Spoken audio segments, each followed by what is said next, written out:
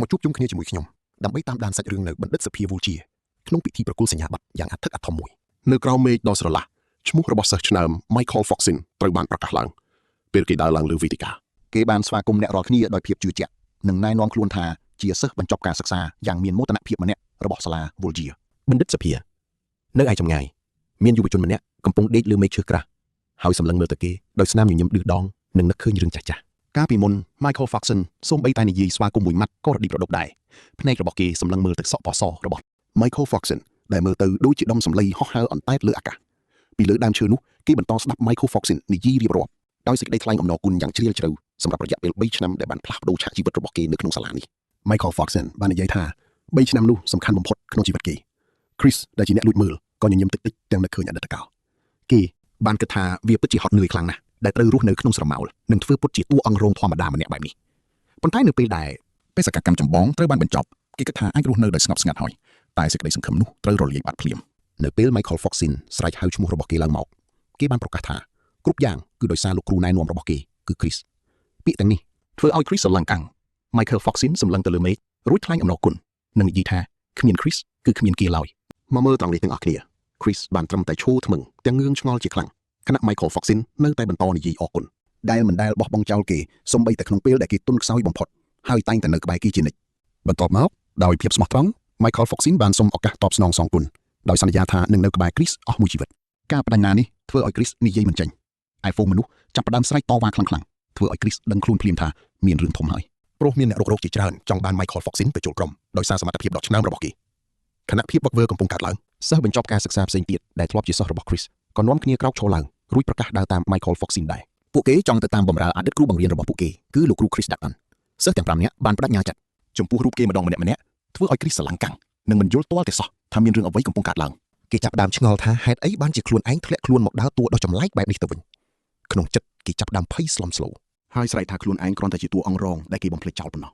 គេខ្លាចថាខ្លួនបានធ្វើឲ្យសាច់រឿងវឹកវរអស់ហើយស្រាប់តែការចងចាំមុនពេលមកបង្រៀននៅសាលាវូលជាបានហូរចូលមកវិញគឺគ្រោះថ្នាក់ចរាចរណ៍ដ៏រន្ធត់ក្នុងជាតិមុនខណៈកំពុងដេកលើផ្លូវថ្នល់ឈាមហូរពេញខ្លួនគេបានឃើញសារចម្លែកមួយលេចឡើងនៅចំពោះមុខភ្នែកដែលជិតបិទជិតវាជាសារបេសកកម្មចម្បងដើម្បីទទួលបានជីវិតថ្មីសារនោះបានសួរថាតើគេចង់ទទួលយកដែរឬទេគ្រីសពិតជាខ្លាចណាស់ហើយគិតថាថ្ងៃស្លាប់របស់គេមកដល់មែនទែនហើយប៉ុន្តែពាក្យថារស់បានលេចឡើងដើម្បីដាស់តឿនឲ្យគេជ្រើសរើសខ្ញុំដឹងថាអ្នកទាំងអស់គ្នាកំពុងគិតដូចខ្ញុំដែរគឺគ្រីសមិនចង់ស្លាប់នៅទីនោះឡើយគេក៏សម្រេចចិត្តទទួលយកបេសកកម្មភ្លាមបន្ទាប់ពីយល់ព្រមទទួលយកបេសកកម្មនោះស្រាប់តែគេបានដឹងខ្លួនឡើងនៅក្នុងកន្លែងចម្លែកថ្មីមួយស្ត្រីម្នាក់ស្លៀកពាក់ថ្លៃថ្នូរបានមកស្វាគមន៍គេនិងប្រាប់ថាទីបំផុតគេបានដឹងខ្លួនឡើងវិញហើយគ្រីសចាប់អារម្មណ៍ឃើញថានាងមិនអាចមើលឃើញប្រអប់សារដែលកំពុងអណ្ដែតដូចរូបគេឡើយហើយគេពិតជាភ្ញាក់ផ្អើលយ៉ាងខ្លាំងនៅពេលនាងហៅគេដោយឈ្មោះថ្មីនាងបានហុចកាតសម្គាល់ខ្លួនឈ្មោះ Chris Dutton ឲ្យគេនិងប្រាប់ថាគេគឺជាសមាជិកគ្រូបង្រៀនថ្មីនៅសាលាវូលជាទោះបីជាវាជាអក្សរចម្លែកក៏ដោយតែគេអាចអានវាបានយ៉ាងច្បាស់នាងបានពន្យល់ថាថ្ងៃដំបូងនៃការងាររបស់គេបានកន្លងផុតទៅហើយពិធីស្វាគមន៍ត្រូវបានបញ្ចប់ព្រោះតែមានការពន្យាពេលដោយសារតែគ្រោះថ្នាក់រថភ្លើងដែលគេបានជួបប្រទះនាងលួងចិត្តគេថាខាងសាលានឹងយោគយល់ចំពោះការអវត្តមាននេះភាពភ័យស្លន់ស្លោក៏កើតមានឡើងរួចគេក៏សុំកញ្ចក់ដើម្បីមើលមុខថ្មីរបស់ខ្លួននៅពេលឆ្លុះកញ្ចក់សារមួយទៀតក៏លេចឡើងដោយបញ្ជាក់ថាគេបានកើតជាថ្មីធ្វើជាគ្រូបង្រៀននៅសាលា Vulture ហើយបេសកកម្មចម្បងរបស់គេនឹងមានរយៈពេល3ឆ្នាំរំពេចនោះ Chris នឹកឃើញថាសាលា Vulture គឺជាទីតាំងនៅក្នុងប្រឡោមលោកបែបស្រមៅស្រមៃដែលគេធ្លាប់អានកន្លងមកសាច់រឿងនោះនិយាយពីតួឯកទុនខ្សោយម្នាក់ដែលទទួលបានថាមពលដូចព្រះហើយបានផ្លាស់ប្ដូរពិភពលោកទាំងមូល Chris សើចចំអកចំពោះភាពមិនសមហេតុផលនៃការពិតថ្មីនេះតែគេមិនសូវចាំសាច់រឿងច្បាស់ទេនិងមិនដឹងថាតួអង្គ Chris Dutton នេះជានរណាឡើយស្រាប់តែមានសារព្រមានមួយទៀតលេចឡើងថា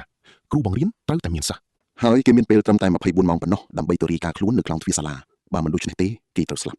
ភាពភ័យខ្លាចបានវីលុកពេញខ្លួនគេចាប់ផ្ដើមស្រែកខ្លាំងៗព្រោះខ្លាចត្រូវស្លាប់ម្ដងទៀតបុគ្គលិកនៅជិតនោះសម្លឹងមើលគេដោយក្តីបារម្ភយ៉ាងខ្លាំងព្រោះគិតថាគេឈួតបាត់ទៅហើយក្រោយចេញពីគ្លីនិក Chris នៅតែមានអារម្មណ៍ឈឺចាប់នៅឡើយពេលដើរលេងតាមទីក្រុងគេរអ៊ូទាំពីការអស់លុយពីខ្លួនព្រោះថ្លៃព្យាបាលនៅគ្លីនិកបានស៊ីដាច់លុយគេអស់ពាក់កណ្ដាលទៅហើយគេនឹកឃើញកិលានុបដ្ឋាយិកាដែលទារថ្លៃព្យាបាលយ៉ាងច្រើនសន្ធឹកឥឡូវនេះគេទើបតែដឹងថាលុយនៅទីនេះគឺប្រើជាមាសហើយតោះចាំមើលជាមួយខ្ញុំនៅភាគក្រោយទៀតតើលោកគ្រូ Chris Dutton ជានរណាឲ្យប្រកាសតោះមកមើលទាំងអស់គ្នាគ្រាន់តែដឹងខ្លួនភ្លាមគាត់ក៏សាកបើកផ្ទាំងស្ថានភាពខ្លួនឯងហើយអ្វីដែលបង្ហាញមកគឺទាំងគួរឲ្យអស់សំណើចនិងធ្លាក់ថ្លើមបំផុតគាត់គ្រាន់តែជាគ្រូមន្តអាគមឯកោដែលមានធម៌ពលមធ្យមឯល្បឿនវិញយឺតដូចខ្ចៅសង្កែហើយការការពារវិញស្ដើងជាងក្រដាស់ទៅទៀតអ្វីដែលរឹតតែសាហាវនោះគឺសញ្ញាព្រមានពណ៌ក្រហមថាអ្នកលេងខុសច្បាប់ ហាមប្រើប្រាស់មន្តអាគម Chris បានត្រឹមតែឈោធ្លាក់ថ្លើមសន្ទុះទាំងអស់នេះគ្មានតម្លៃទាល់តែសោះបើគាត់មិនអាចប្រើមន្តអាគមបានសូម្បីតែមួយគាត់ក៏បានស្រែកដាក់ខ្លួនឯងទាំងហួសចិត្តជាខ្លាំងថាហេតុអ្វីបានជាខ្លួនឯងមកកើតក្នុងពិភពលោកកំណែរក្សាសិទ្ធិបែបនេះអ្នកដើរកាត់ទៅមកសម្លឹងមើលគាត់ដោយខ្សែភ្នែកចម្លែកភាពភ័យព្រួយកាន់តែកើនឡើងគាត់នឹកឃើញថាក្នុងពិភពលោកនេះមានតែពួកបិសាចប៉ុណ្ណោះដែលគ្មានសមត្ថភាពប្រើមន្តអាគមភាពភ័យខ្លាចចាប់ផ្ដើមគ្របដណ្ដប់លើរូបគាត់ប្រសិនបើមាននរណាម្នាក់ដឹងរឿងនេះគាត់ច្បាស់ជាត្រូវគេចោទថាជាបិសាចហើយត្រូវសម្លាប់ចោលគាត់ស្រមៃឃើញខ្លួនឯងកំពុងអង្វរសុំជីវិតនៅចំពោះមុខហ្វូងមនុស្សដ៏ខឹងសម្បារភ្លាមនោះគាត់ក៏ក្រឡេកឃើញម៉ោងរាប់ថយក្រោយនៅតែដើរ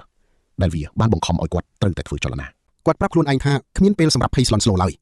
យ៉ាងហោចណាស់គាត់ក៏ទទួលបានឱកាសម្ដងទៀតដែរដែលនេះចាត់ទុកជាសំណាងមួយគាត់មានប្រវត្តិជារូបភាពគ្រូមន្តអាគមឯកោហើយថែមទាំងមានបទពិសោធន៍ដើរតួស្រដៀងគ្នានេះនៅក្នុងហ្គេមអនឡាញទៀតផងដោយនឹកឃើញដល់គ្រាលេងហ្គេមគាត់ក៏បានយកការសរសើរដែលធ្លាប់ទទួលបានមកធ្វើជាបង្អែកគាត់សម្រេចចិត្តថានឹងសម្ដែងធ្វើជាកំពូលអ្នកខ្លាំងដ៏អាចកំបាំងដើម្បីលាក់បាំងចំណុចខ្សោយនៅពីក្រោយភាពរឹងមាំคล้ายចុងក្រោយគាត់ក៏បានមកដល់សាលាអាគមរូបសំណាកថ្មនៅជិតខ្លោងទ្វារបាននិយាយឡើងទាំងធុញទ្រាន់ថាពិធីបានបញ្ចប់តាំងពីមួយសប្តាហ៍មុនម្លេះហើយគ្មាននរណានៅសល់ទេប៉ុន្តែបន្ទាប់មកវាស្រាប់តែឥឡូវនេះសាកមើលកន្លែងនេះទាំងអស់គ្នារូបសំណាកស្រាប់តែដឹងពីធម៌ពលដ៏ចម្លែកមួយដែលប្រភពនោះគឺ Chris Dutton រូបសំណាកបានកត់សម្គាល់ឃើញសក់ពណ៌ខ្មៅរញ៉េរញ៉ៃដូចសក់សឹងនិងស្បែកដ៏ស្លេកស្លាំងរបស់គាត់ដែលស្ទើរតែភ្លឺរលោងនៅក្រោមពន្លឺព្រះច័ន្ទភ្នែករបស់គាត់ខ្មៅងងឹតដូចជារាត្រីកាលនិងពូពេញដោយភាពតទេស្អាតធម៌ពលដែលគាត់បញ្ចេញមកធ្វើឲ្យរូបសំណាកនឹកឃើញដល់ព្រលឹងមច្ចុរាជក្នុងរូបរាងជាមនុស្ស Chris បានដើរទៅជិតសម្លឹងមើលរូបសំណាករួចនិយាយយ៉ាងត្រជាក់ថាកំទេចថ្មដូចជាវាគ្មានសិទ្ធិមកយាមកន្លែងបែបនេះឡើយរូបសំណាកក៏បានកំហកតបវិញឲ្យគាត់ប្រាប់ពីអត្តសញ្ញាណនិងគោលបំណងរបស់ខ្លួនជាបន្ទាន់ Chris បានឆ្លើយតបវិញយ៉ាងមានអំណាចដោយប្រកាសថាខ្លួនជា Chris Dutton ដែលជាគ្រូបង្រៀនថ្មីរួចបញ្ជាឲ្យបើកទ្វារភ្លាមនៅពេលគាត់ដើរកាត់ផុតការឈឺចាប់និងការអស់កម្លាំងបានវាយលុកលើរូបគាត់ពេលផូតពីក្រសែភ្នែកគេគាត់ក៏បានដួលសន្លប់ទាំងដឹងថាស្ថានភាពពិតជាលំបាកខ្លាំងណាស់ទោះជាយ៉ាងណាក៏ដោយភាពធូរស្រាលបន្តិចបានមកដល់គាត់មកទាន់ពេលហើយនៅមានជីវិតគាត់ចាប់ផ្ដើមគិតថាតួអង្គដែលគាត់កំពុងដើរតួនេះគឺមិនអន់ទាល់តែសោះគាត់ក៏សម្រេចចិត្តដាក់ឈ្មោះឲ្យតួអង្គរបស់ខ្លួននេះនោះគឺគ្រូបង្រៀនដ៏ខ្លាំងពូកែបំផុតប៉ុន្តែគ្មានការតាំងចិត្តទាល់តែសោះមនុស្សម្នាក់ដែលមើលទៅខ្ជិលច្រអូសតែមានកម្លាំងខ្លាំងដូចអ្នកចម្បាំងឆ្លងកាត់សមរភូមិរាប់មិនអស់តួអង្គប្រពន្ធដែលអាចផ្ដល់ដំបូន្មានផ្លាស់ប្ដូរជីវិតដល់វីរបុរសពិតប្រាកដក្នុងសាច់រឿងគាត់ក៏បាននឹកឃើញពីប្រវត្តិរបស់តួអង្គនេះដែលធ្លាប់បាត់បង់មនុស្សជាទីស្រឡាញ់ដោយសារតែកំហុសឆ្គងមួយវាបានធ្វើឲ្យគាត់បាក់ទឹកចិត្តរហូតដល់នាយកសាលា Volga បានផ្ដល់ការសង្គ្រោះដល់គាត់ Chris យល់ថាចំណុចសំខាន់បំផុតនៃតួអង្គនេះគឺរបួសផ្លូវចិត្តនិងការបដិសេធមិនព្រមទទួលសិស្សឡើយគាត់គិតស្រមៃពីរបៀបដែលតួអង្គនេះនឹងប្រព្រឹត្តចំពោះសិស្សថ្មីដោយបដិសេធពួកគេយ៉ាងប្រហើននិងចាត់ទុកថាពួកគេមិនទាន់មានតម្លៃទទួលការបង្រៀនរបស់ខ្លួនឡើយអ្នកទាំងអស់គ្នាប្រហែលជាគិតដូចខ្ញុំដែរថាផែនការបោកបញ្ឆោតសិស្សរបស់គាត់ពិតជាល្អឥតខ្ចោះមែនដើម្បីឲ្យពួកគេជឿជាក់ថាត្រូវតែខ្លាំងជាងនេះទើបអាចឃើញមន្តអាគមរបស់គាត់បានភាពឆ្ងាយនិងភាពខ្ពង់ខ្ពស់คล้ายៗនេះនឹងคล้ายជាខែលការពារដ៏ល្អសម្រាប់គាត់ប៉ុន្តែមុននឹងគាត់អាចរីករាយជាមួយគំនិតដ៏អស្ចារ្យនេះគាត់ស្រាប់តែឃើញឈាមប្រឡាក់ពេញដៃរបស់ខ្លួនភាពភ័យស្លន់ស្លោបានវាយលុកខួរក្បាលរបស់គាត់រួមជាមួយការវិលមុខនិងការឈឺចាប់ជាខ្លាំងរបួសពីគ្រោះថ្នាក់រថភ្លើងបានរលត់ឡើងវិញហាក់ដូចជាកំពុងចំអកហើយរូបគាត់ស្រាប់តែមានផ្ទាំងសារមួយលេចឡើងប្រាប់ថាគាត់ទទួលបានផែនទីសាលាជាកាដូរង្វាន់កំហឹងបានផ្ទុះឡើងនៅក្នុងចិត្តរបស់គាត់មិនត្រូវការផែនទីទេគាត់ត្រូវការការព្យាបាលរបួសក្នុងស្ថានភាពបច្ចុប្បន្នសូម្បីតែដើរទៅបន្ទប់ព្យាបាលក៏ជារឿងមិនអាចទៅរួចដែរទាំងអស់សង្ឃឹមនិងញាប់ញ័រ Chris បានឈរថឹងស្របពេលដែលមានសិស្សម្នាក់ដើរចូលមកជិតទាំងក្តីបារម្ភនៅលើផ្ទៃមុខសិស្សម្នាក់នោះបានសួរថាតើគាត់មិនអីទេឬដោយចង្អុលទៅកាន់ឈាមដែលកំពុងហូរស្រក់ពីថ្ងាសរបស់ Chris ខ្សែភ្នែករបស់ Chris បានសម្លឹងចំទៅកាន់និមិត្តសញ្ញាដ៏ចម្លែកមួយដែលលេចឡើងព្រាលៗនៅលើថ្ពាល់របស់សិស្សម្នាក់នោះហើយគាត់ក៏ស្រាប់តែដឹងភ្លាមថានេះមិនមែនជាមនុស្សធម្មតាឡើយនេះគឺជា Michael Foxin ដែលជាតួឯកដើមនៅក្នុងប្រឡងលោកនេះ Michael មិនទាន់ដាស់ធម៌ពលបណ្ដាសារបស់ខ្លួននៅឡើយទេសក់របស់គេនៅតែមានពណ៌ត្នោតហើយរូបរាងរបស់គេក៏គ្មានអំណាចអ្វីទាល់តែសោះគេមើលទៅគ្រាន់តែជាសិស្សម្នាក់ដែលភ័យខ្លាចនិងអៀនខ្មាស់ប៉ុណ្ណោះ Chris បានសម្រេចចិត្តថានេះជាឱកាសដើម្បីពង្រឹងតួអង្គរបស់ខ្លួនគាត់ត្រូវដើរតួជាគ្រូបង្រៀនដ៏ត្រជាក់និងប្រងើយកន្តើយដែលមិនខ្វល់ខ្វាយពីមនុស្សទន់ខ្សោយគាត់បានសួរដេញដោល Michael យ៉ាងម៉ឺងម៉ាត់ដោយចង់ដឹងថាហេតុអ្វីបានជាគេមកដើរលេងនៅខាងក្រៅក្នុងម៉ោងសិក្សាបែបនេះ Michael ឆ្លើយទាំងភ័យញ័រថាខ្លួនរៀនមិនទាន់គេ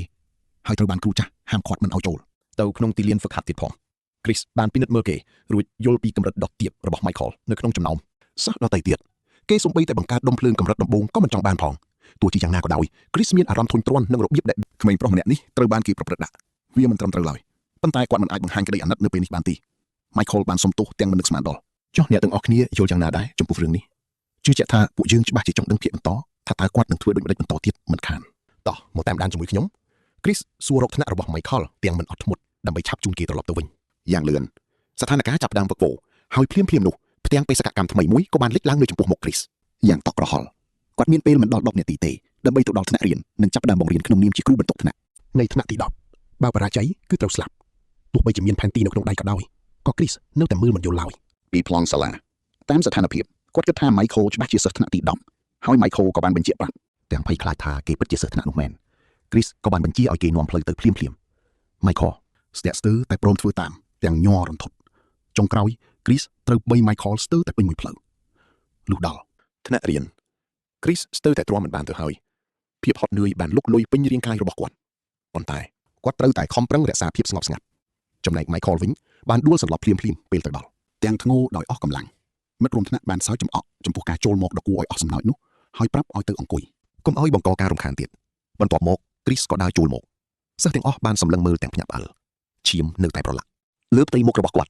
ឥឡូវមើលចុះឈុតនេះពិតជាមឿងម៉ាត់ណាស់ Chris បានសម្លឹងមើលពួកគេទាំងអស់គ្នាទាំងទឹកមុខធុញទ្រាន់គាត់បាននិយាយថាពួកគេទាំងអស់គ្នាជាសម្រាមនិងបានរិះគន់នាយកសាលា Volga ចំពោះការបញ្ជូនសិស្សអន់បែបនេះមក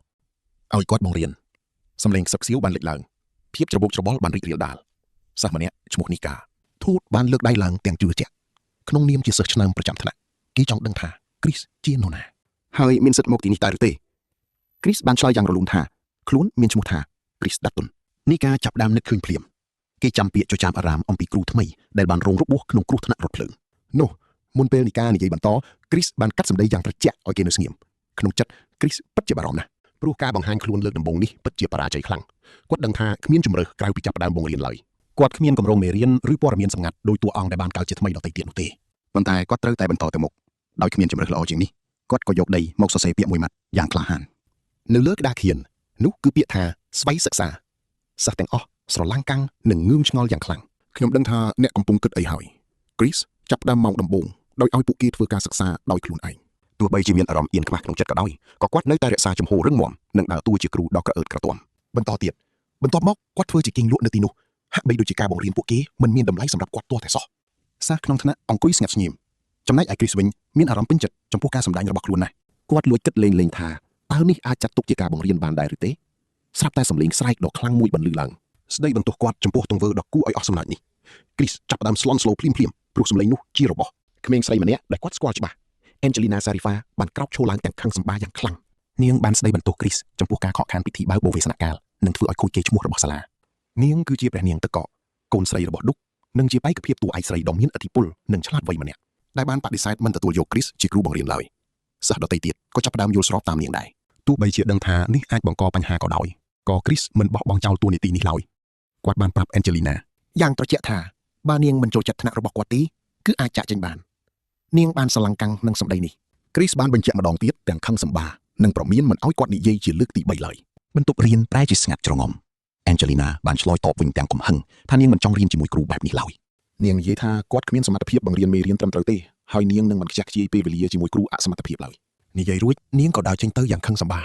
បន្ទប់រៀនស្រាប់តែពោពេញដោយសំឡេងខ្សឹបខ្សៀវជាថ្មីម្ដងទៀតទាំងភ័យខ្លាចនិងមិនប្រកបប្រជា Chris នៅតែរក្សាទឹកមុខត្រជាក់ស្រេបរបស់គាត់ដដែលកំពុងតែបារម្ភក៏ដោ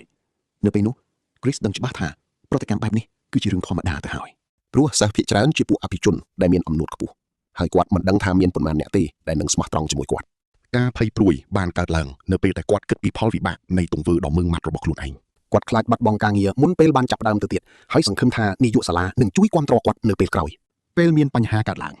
ភ្លាមនោះផ្ទាំងសារថ្មីមួយបានលេចឡើងនៅចំពោះមុខភ្នែករបស់គាត់បញ្ជាក់ថាគាត់បានបំពេញបេសកកម្មជោគជ័យតោះចាំមើលបន្តជាមួយខ្ញុំថាតើផែនទីសាលានេះនឹងជួយអ្វីខ្លះតោះមកមើលរឿងដ៏ជក់ចិត្តនេះជាមួយគ្នាជោគជ័យនឹកស្មានមិនដល់ពីមេដៃស្វានេះធ្វើឲ្យគាត់ធូរទ្រូងយ៉ាងខ្លាំងពេលសម្លឹងមើលទៅថ្នាក់រៀនហើយសង្កេតឃើញថាសិស្សចិត្តពាក់កណ្ដាលបានដើរចេញបាត់ទៅហើយអ្នកដែលនៅសល់សុទ្ធតែជាតួអង្គសំខាន់រួមទាំង Michael ដែលជាតួឯកប្រុសរួមជាមួយសិស្សឆ្នើមលំដាប់កំពូលនិងតួឯកស្រីដែលមានសក្តានុពល Chris បានចំណាំពួកគេភ្លាមDully ក្មេងស្រីសក់ក្រហមកៅភ្នែកមុតស្រួចនិងមានមុនស្នេហ៍ឆេះឆួល Abel ជាស្រីស្ងប់ស្ងាត់ល្បីខាងមុនអាគមព្យាបាលរបួសគាត់បានកត់សម្គាល់ក្នុងចិត្តថានឹងបញ្ជាពេលណែនាំតួអង្គសំខាន់ចុងក្រោយដែលមិនទាន់បង្ហាញខ្លួនឥឡូវដល់ពេលត្រូវដើរតួជាគ្រូបង្គោលដ៏ឆ្លៀសវៃហើយគាត់បានឈរត្រង់ខ្លួនរួចនិយាយទៅកាន់សិស្សដែលនៅសល់ដោយសំឡេងពោពេញដោយ ភាពជឿជាក់និងមើងម៉ាត់គាត់បានប្រមានពួកគេថាការរៀនមន្តអាគមដោយគ្មានការបដិញ្ញាចិត្តមុតមមគឺកំពុងដើររោគសេចក្តីស្លាប់ហើយគាត់ប្រកាសថាបណ្ឌិតសភាវុលគាមិនមែនជាសាលារៀនទេតែជាកន្លែងផលិតឃាតករពាក្យសម្ដីគាត់មុតដូចរំពាត់ភាពភ្ញាក់ផ្អើលបានសាយភាយពេញបន្ទប់សិស្សានុសិស្សនាំគ្នាស្រឡាំងកាំងភ្នែកបើកធំបង្ហាញពីការភ័យខ្លាចផងនិងច្របូកច្របល់ផងគ្រីសបន្តនិយាយទៅមុខទៀតដោយបញ្យល់ថាគ្រោះថ្នាក់នានាដែលកើតលើសិស្សកន្លងមកមិនមែនជាគ្រោះថ្នាក់ចៃដន្យទាល់តែសោះពួកវាគ្រាន់តែជារឿងបាត់បង់សម្រាប់អ្នកដែលប្រើប្រាស់ធម៌ពលខុសបច្ចេកទេសប៉ុណ្ណោះគាត់បានសួរពួកគេចំថាតើពួកគេពិតជាត្រៀមខ្លួនទទួលយកលទ្ធផលនៃការបរាជ័យនិងមន្តអាគមដែលមិនអាចគ្រប់គ្រងបានហើយឬនៅភាពស្ងប់ស្ងាត់ដ៏ជ្រៅបានគ្របដណ្ដប់ពេញថ្នាក់គ្មាននរណាម្នាក់ហ៊ានហើបមាត់ឡើយដោយពេញចិត្ត Chris ក៏បង្វិលខ្លួនដើរចេញពីបន្ទប់លុបមកដល់ក្រៅអគារគាត់ក៏ផ្ទុះសំណើចឡើងយ៉ាងខ្លាំងវាជាការធូរស្រាលដ៏ធំធេងអារម្មណ៍ដូចជាអាយុកាល10ឆ្នាំត្រូវបានកាត់បន្ថយដោយសារតែសម្ពាធនៃការដើរតួជាគ្រូដល់តឹងរឹងនោះគាត់ដឹងថាខ្លួនត្រូវតែសម្របខ្លួនឲ្យបានលឿនពិភពលោកនេះមិនមែនជាសុបិនឡើយគំនិតគាត់ក៏នឹកដល់មេដាយស្វាឥឡូវនេះសូមតាមដានជាមួយខ្ញុំនៅមេដាយស្វាដ៏ចម្លែកដែលគាត់ទើបតែទទួលបានគាត់បានដកវាចេញមកមើលវាមានរាងជាសត្វស្វាគួរឲ្យស្រឡាញ់ខ្លាំងនិងទាក់ទាញប្លែកគាត់មិនអាចប្រកែកបានថាចូលចិត្តវាទេតែស្ទាក់ស្ទើរមិនហ៊ានពាក់ព្រោះខ្លាចវាបំផ្លាញរូបភាពដ៏គួរឲ្យកោតខ្លាចដែលគាត់កំពុងសាងសង់សារមួយបានលោតឡើងសួររកការបញ្ជាក់ការបំពាក់បន្តោងសោនេះនឹងចាក់សោវាជាប់រយៈពេល5នាទី Chris បានស្ទាក់ស្ទើររួចសម្រេចចិត្តសាក់លបងមើលថាតើវាអាចធ្វើអ្វីបានខ្លះភ្លាមពីគាត់បញ្ជាក់ប្រអប់សារមួយទៀតបានលើកឡើងដោយប្រាប់ថាថាមពលភាពរហ័សរហួនរបស់គាត់បានកើនឡើងពី F ទៅ E គាត់បានលាន់មាត់ក្នុងចិត្តថានេះពិតជាវត្ថុជំនួយដ៏អស្ចារ្យមែន Chris ប្រញាប់ញាត់បន្តោងសោនោះចូលក្រោមអាវដោយធូរចិត្តដែលវាមិនបង្កបញ្ហាដល់រូបភាពរបស់គាត់សប្បាយចិត្តនឹងការទទួលបានការបង្កើនកម្លាំងនេះពិសេសវាអាចជួយឲ្យគាត់គេចផុតពីមុខដៅបានប៉ុន្តែអ្នកទាំងអស់គ្នាប្រកាសជាស្មានមិនដល់ទេព្រោះសារដំណឹងថ្មីមួយបានមកដល់ជាមួយលក្ខខណ្ឌដ៏ចម្លែកវាបញ្ជាក់ថាគ្រប់ប្រយោគដែលគាត់និយាយនឹងត្រូវបញ្ចប់ដោយពាក្យថាខាយស្វ័យប្រវត្តិ Chris ស្រឡាំងកាំងដោយងឿងឆ្ងល់គាត់បានរអ៊ូទាស់ម្នាក់ឯងហើយជាការគួរឲ្យរន្ធត់ពាក្យកន្ទុយដ៏ចម្លែកនោះបានភ្ជាប់មកជាមួយរាល់សម្ដីរបស់គាត់ភាពស្លន់ស្លោបានលុកលុយភ្លាមគាត់បានស្រែកទាំងមិនជឿហើយសួរថាតើប្រព័ន្ធហ្គេមចង់ចាត់ទុកគាត់ជាសត្វស្វាឬយ៉ាងណារួចក៏ខឹងសម្បាយ៉ាងខ្លាំងថាមនុស្សដូចជាគាត់មិនគួរមកសោយរោមបណ្ដាស់និយាយបែបនេះសោះឡើយចំពេលដែលគាត់កំពុងតែរអ៊ូទាន់ខឹងសម្បានោះស្រាប់តែមានសម្លេងមួយបានហៅគាត់នោះគឺនាងអាំងជេលីណានាងបានបង្ហាញខ្លួននៅពីក្រោយគាត់ទាំងភ្ញាក់ផ្អើលនឹងទស្សនវិជ្ជានេះហើយសួរទាំងស្ទាក់ស្ទើរថាតើលោកគឺជាសាស្ត្រាចារ្យ Chris ឬគាត់បែរមកយឺតដោយទឹកមុខស្ងប់ស្ងាត់រួចសួរថាតើនាងមកទីនេះធ្វើអីក្នុងចិត្ត Angelina លួចជេរខ្លួនឯងដែលមិនបានប្រើមន្តអាគមបំបាំងកាយទុកជាមុននាងត្រូវបានគេចាប់បានពេលកំពុងលួចមកជក់បារីខណៈនោះខ្សែភ្នែកមុតស្រួចរបស់ Chris បានធ្វើឲ្យនាងកកឈាមភ្លាមនាងដឹងច្បាស់ថាបរិសុទ្ធម្នាក់នេះមិនយកយល់ឲ្យនរណាម្នាក់ឡើយសូម្បីតែពួកអភិជនឬសូម្បីតែត្រកូល Sharif ដ៏ល្បីល្បាញ Chris នឹកឃើញភ្លាមថាតួអង្គ Angelina នេះជាមនុស្សបែបណានាងជាអភិជនដ៏ឆ្លាតវៃម្នាក់ដែលជឿជាក់លើតែសមត្ថភាពខ្លួនឯងនិងមិនព្រមពឹងផ្អែកលើអ្នកណាឡើយចំណែក Angelina វិញនាងមានអារម្មណ៍ថាខ្សែភ្នែករបស់គាត់មើលធ្លុះជ្រៅជាងការគិតរបស់នាងទៅទៀតវាធ្វើឲ្យនាងនឹកឃើញដល់ការចងចាំដ៏ឈឺចាប់និងធ្វើឲ្យទឹកចិត្តរបស់នាងចុកខ្សោយ Chris បានដើរទៅជិតនាងដោយស្ងប់ស្ងាត់ហើយការដើរចូលមកយ៉ាងស្ងៀមស្ងាត់នេះធ្វើឲ្យនាងភ័យនាងឆ្ងល់ថាតើគាត់នឹងឆែកឆេរខ្លួននាងឬរារាំងការរត់គេចដោយទ្រាំនឹងសម្ពាធមិនបាន Angelina ក៏សារភាពភ្លាមថានាងពិតជាបានជក់បារីមែនហើយថានឹងទទួលការដាក់ពិន័យណាមួយដែលគាត់យល់ថាសមរម្យក្នុងចិត្តនាងសង្ឃឹមថា Chris នឹងប្រកាសថានាងមិនស័ក្តិសមទទួលខុសត្រូវអ្វីឡើយហើយចង់ឲ្យគាត់ជាអ្នកបដិសេធនាងដើម្បីរំដោះនាងចេញពីបន្ទុកដ៏ធ្ងន់ធ្ងរក្នុងនាមជាអ្នកបន្តវេនអភិជនប៉ុន្តែផ្ទុយទៅវិញអ្វីដែល Chris ធ្វើគឺខុសពីការរំពឹងទុកទាំងស្រុងគាត់បានលូកដៃទៅប៉ះថ្ងាសនាងថ្នមហើយដោយសារឥទ្ធិពលបន្តោងសោនោះគាត់បានហៅនាងថាក្មេងស្រីគួរឲ្យអាណិតរួចបញ្ចប់ដោយពាក្យថាខាយ Angelina ងឿងឆ្ងល់ជាខ្លាំងរួចក៏សួរគាត់ថាតើវាមានន័យដូចម្ដេចនៅខណៈពេលនោះ Chris មានអារម្មណ៍អាណិតអាសូរដល់នាងយ៉ាងខ្លាំងគាត់មើលធ្លុះពីបាំងមុខដែលនាងពាក់ដើម្បីលាក់បាំងការឈឺចាប់និងទង្វើបះបោររបស់នាងគាត់បាននឹកឃើញដល់នរណាម្នាក់ដែលគាត់ធ្លាប់ធ្វើឲ្យខកបំណងកាលពីមុនដែលជាការចងចាំពោពេញដោយវិបត្តិសារីហើយដឹងថាគ្មានអំណាចណាអាចកែប្រែអតីតកាលបានឡើយ Angelina ភ្ញាក់ផ្អើលនឹងភាពទន់ភ្លន់របស់គាត់ហើយមានអារម្មណ៍ប្រែប្រួលខ្លះវាមិនមែនជាការអាណិតអាសូរឡើយដែលប៉ះពាល់ចិត្តនាងគឺការយល់ចិត្តស្រាប់តែនាងក្រឡេកឃើញបន្តោងសោស្វាលោតចេញពីក្រោមអាវរបស់ Chris នាងសន្និដ្ឋានថាគាត់ច្បាស់ជាទទួលបានវាពីមនុស្សសំខាន់ម្នាក់តោះទុកឲ្យនាងសុំទោសគាត់ចុះហើយចាំមើលសាច់រឿងដ៏ជក់ចិត្តនេះជាមួយខ្ញុំបន្តទៀតតោះមកមើលរឿងដ៏ជក់ចិត្តនេះជាមួយគ្នា Chris កំពុងបារម្ភក្រែងនាងចាប់អារម្មណ៍ពីចម្លែករបស់ខ្លួន Angelina ក៏ដូចចូលថ្នាក់រៀនវិញដោយទុកឲ្យ Chris នៅគិតម្យ៉ាងនៅក្នុងថ្នាក់ Bell បានសួរនាងថាធណាប៉ុន្តែ Angelina គ្រាន់តែឆ្លើយថានាងកំពុងគិតពីគ្រូបង្រៀន Chris ពេលត្រឡប់មកក្នុងថ្នាក់វិញនីកា Today រំភើបណាស់គេថាពេលសល់តែ5នាក់គឺខ្លួនឯង Michael Dooley Bell និង Angelina ថ្នាក់10ឥឡូវជាក្រុមឆ្នើមហើយ Dooley និយាយឌឺដងថាពួកអ្នកផ្សេងរត់ចោលដូចមនុស្សកំសាហើយនាងចង់បង្ហាញឲ្យពួកគេឃើញពីកម្លាំងពិតប្រាកដ ការបង្ករឿងរបស់នាងគឺសំដៅលើ Michael ដែលកំពុងក្រហមថ្ពាល់ដោយសារខ្មាស់គេ Chris លួចសើចក្នុងចិត្តចំពោះរឿងនេះ គេចាត់ទុក Dooley ជាតួឯកស្រីក្បាលខូច Bell ក៏ចូលមកខាត់ដោយស្ដីឲ្យ Dooley បន្តិចនិងប្រាប់ Michael ឲ្យផ្ដោតអារម្មណ៍ នាងបានងាកទៅសួរ Chris យ៉ាងគួរសមអំពីមេរៀនថ្ងៃនេះ Chris ស្ទាក់ស្ទើរហើយដឹងខ្លួនថាគេមិនអាចពន្យាពេលទៀតទេ គេប្រាប់ពួកគេទាំងទឹកមុខមើងម៉ាត់ថាថ្ងៃនេះនឹងត្រូវហ្វឹកហាត់ផ្ទាល់រំពេចនោះសារមួយបានលោតឡើង វាជាបេសកកម្មថ្មីថ្នាក់ទី10ត្រូវធ្វើដំណើរទៅវាលទំនាបវ៉ានីតហើយកម្ចាត់បិសាច50ក្បាលក្នុងពេល24ម៉ោង បន្ទប់រៀនស្រាប់តែបាត់ទៅវិញពេលរង្វង់មន្តអាគមដ៏ធំមួយភ្លឺឡើងក្រោមជើងរបស់ពួកគេពន្លឺបានគ្រប់ដណ្ដប់គ្រប់គ្នាក្នុងមួយប្រព្រឹត្តភ្នែកទិដ្ឋភាពក៏ប្រែប្រួលពួកគេកំពុងឈរនៅលើវាលទំនាបដ៏ធំល្វឹងល្វើយនៃវ៉ានីត ពួកសិស្សភ្ញាក់ផ្អើលនឹងការបញ្ជូនខ្លួនភ្លាមៗនេះណាបានសរសើរ Chris ថាចេះមុនអាគមលំហទំហំតាំងពីមុនពួកគេទទួលបានអាវុធទៀតប៉ុន្តែ Chris ឈរថ្មឹងទាំងងឿងឆ្ងល់ការបញ្ជូនខ្លួននេះមិនមែនជាស្នាដៃរបស់គេទេហើយគេក៏មិនដឹងជាអ្នកណាធ្វើដែរមុននេះបន្តិចពួកគេនៅតែនៅក្នុងថ្នាក់រៀនសោះតែឥឡូវពួកគេបែរជាមកឈរនៅក្រោមមេឃដ៏ធំល្វឹងល្វើយនេះទៅវិញការផ្លាស់ប្ដូរទិដ្ឋភាពភ្លាមៗនេះធ្វើឲ្យពួកសិស្សវង្វេងវង្វាន់ Dooley ដែលជាមនុស្សពូកែសង្កេតក៏ចាប់អារម្មណ៍ឃើញអ្វីម្យ៉ាងនាងបានចង្អុលទៅស្រមោលចម្លែកមួយដែលកំពុងរំកិលនៅលើក្បាលរបស់គ្រូ Chris ហើយសួរថាតើវាអាចទៅរួចយ៉ាងដូចម្តេចព្រោះគ្មាននរណាម្នាក់ក្នុងចំណោមពួកគេមានសមត្ថភាពប្រើមន្តអាគមបញ្ជូនខ្លួនជាន់ខ្ពស់បែបនេះឡើយ Chris ដឹងភ្លាមថាមានអ្វីម្យ៉ាងខុសប្រក្រតីនេះមិនមែនជាផ្នែកនៃគម្រោងបេសកកម្មទេហើយក៏មិនមែនជាស្នាដៃរបស់គេដែរវាត្រូវបានធ្វើឡើងដោយនរណាម្នាក់ឬអ្វីផ្សេងទៀតនៅពេលដឹងខ្លួនភ្លាមភាពភ័យខ្លាចបានរត់ពេញខ្លួនគេស្រាប់តែពេលនោះសត្វទន្សាយមានស្នែងដ៏ធំសម្បើមនិងគួរឲ្យខ្លាចមួយក្បាលបានលេចខ្លួនឡើងទាំងខុសធម្មជាតិវាបានស្រែកក្រហមយ៉ាងគួរឲ្យរន្ធត់សារប្រព័ន្ធបានបញ្ជាក់ពីការព្រួយបារម្ភរបស់ Chris ភ្លាមពួកគេត្រូវបានកោះហៅដោយភាគីទី3អាចកំបាំង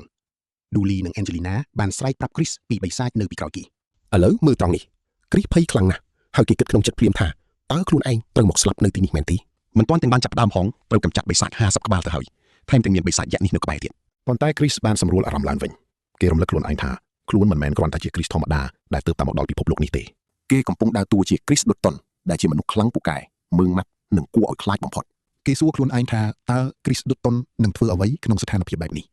ចម្លើយគឺលេចឡើងភ្លាមគេនឹងចាត់ទុកវាជាការវឹកហាត់ដើម្បីលុតដំទឹកចិត្តរបស់សិស្សតែប៉ុណ្ណោះគិតរួចគេក៏សួរទៅពួកសិស្សភ្លាមគេសួរពួកគេទាំងសម្លេងខ្លាំងៗថា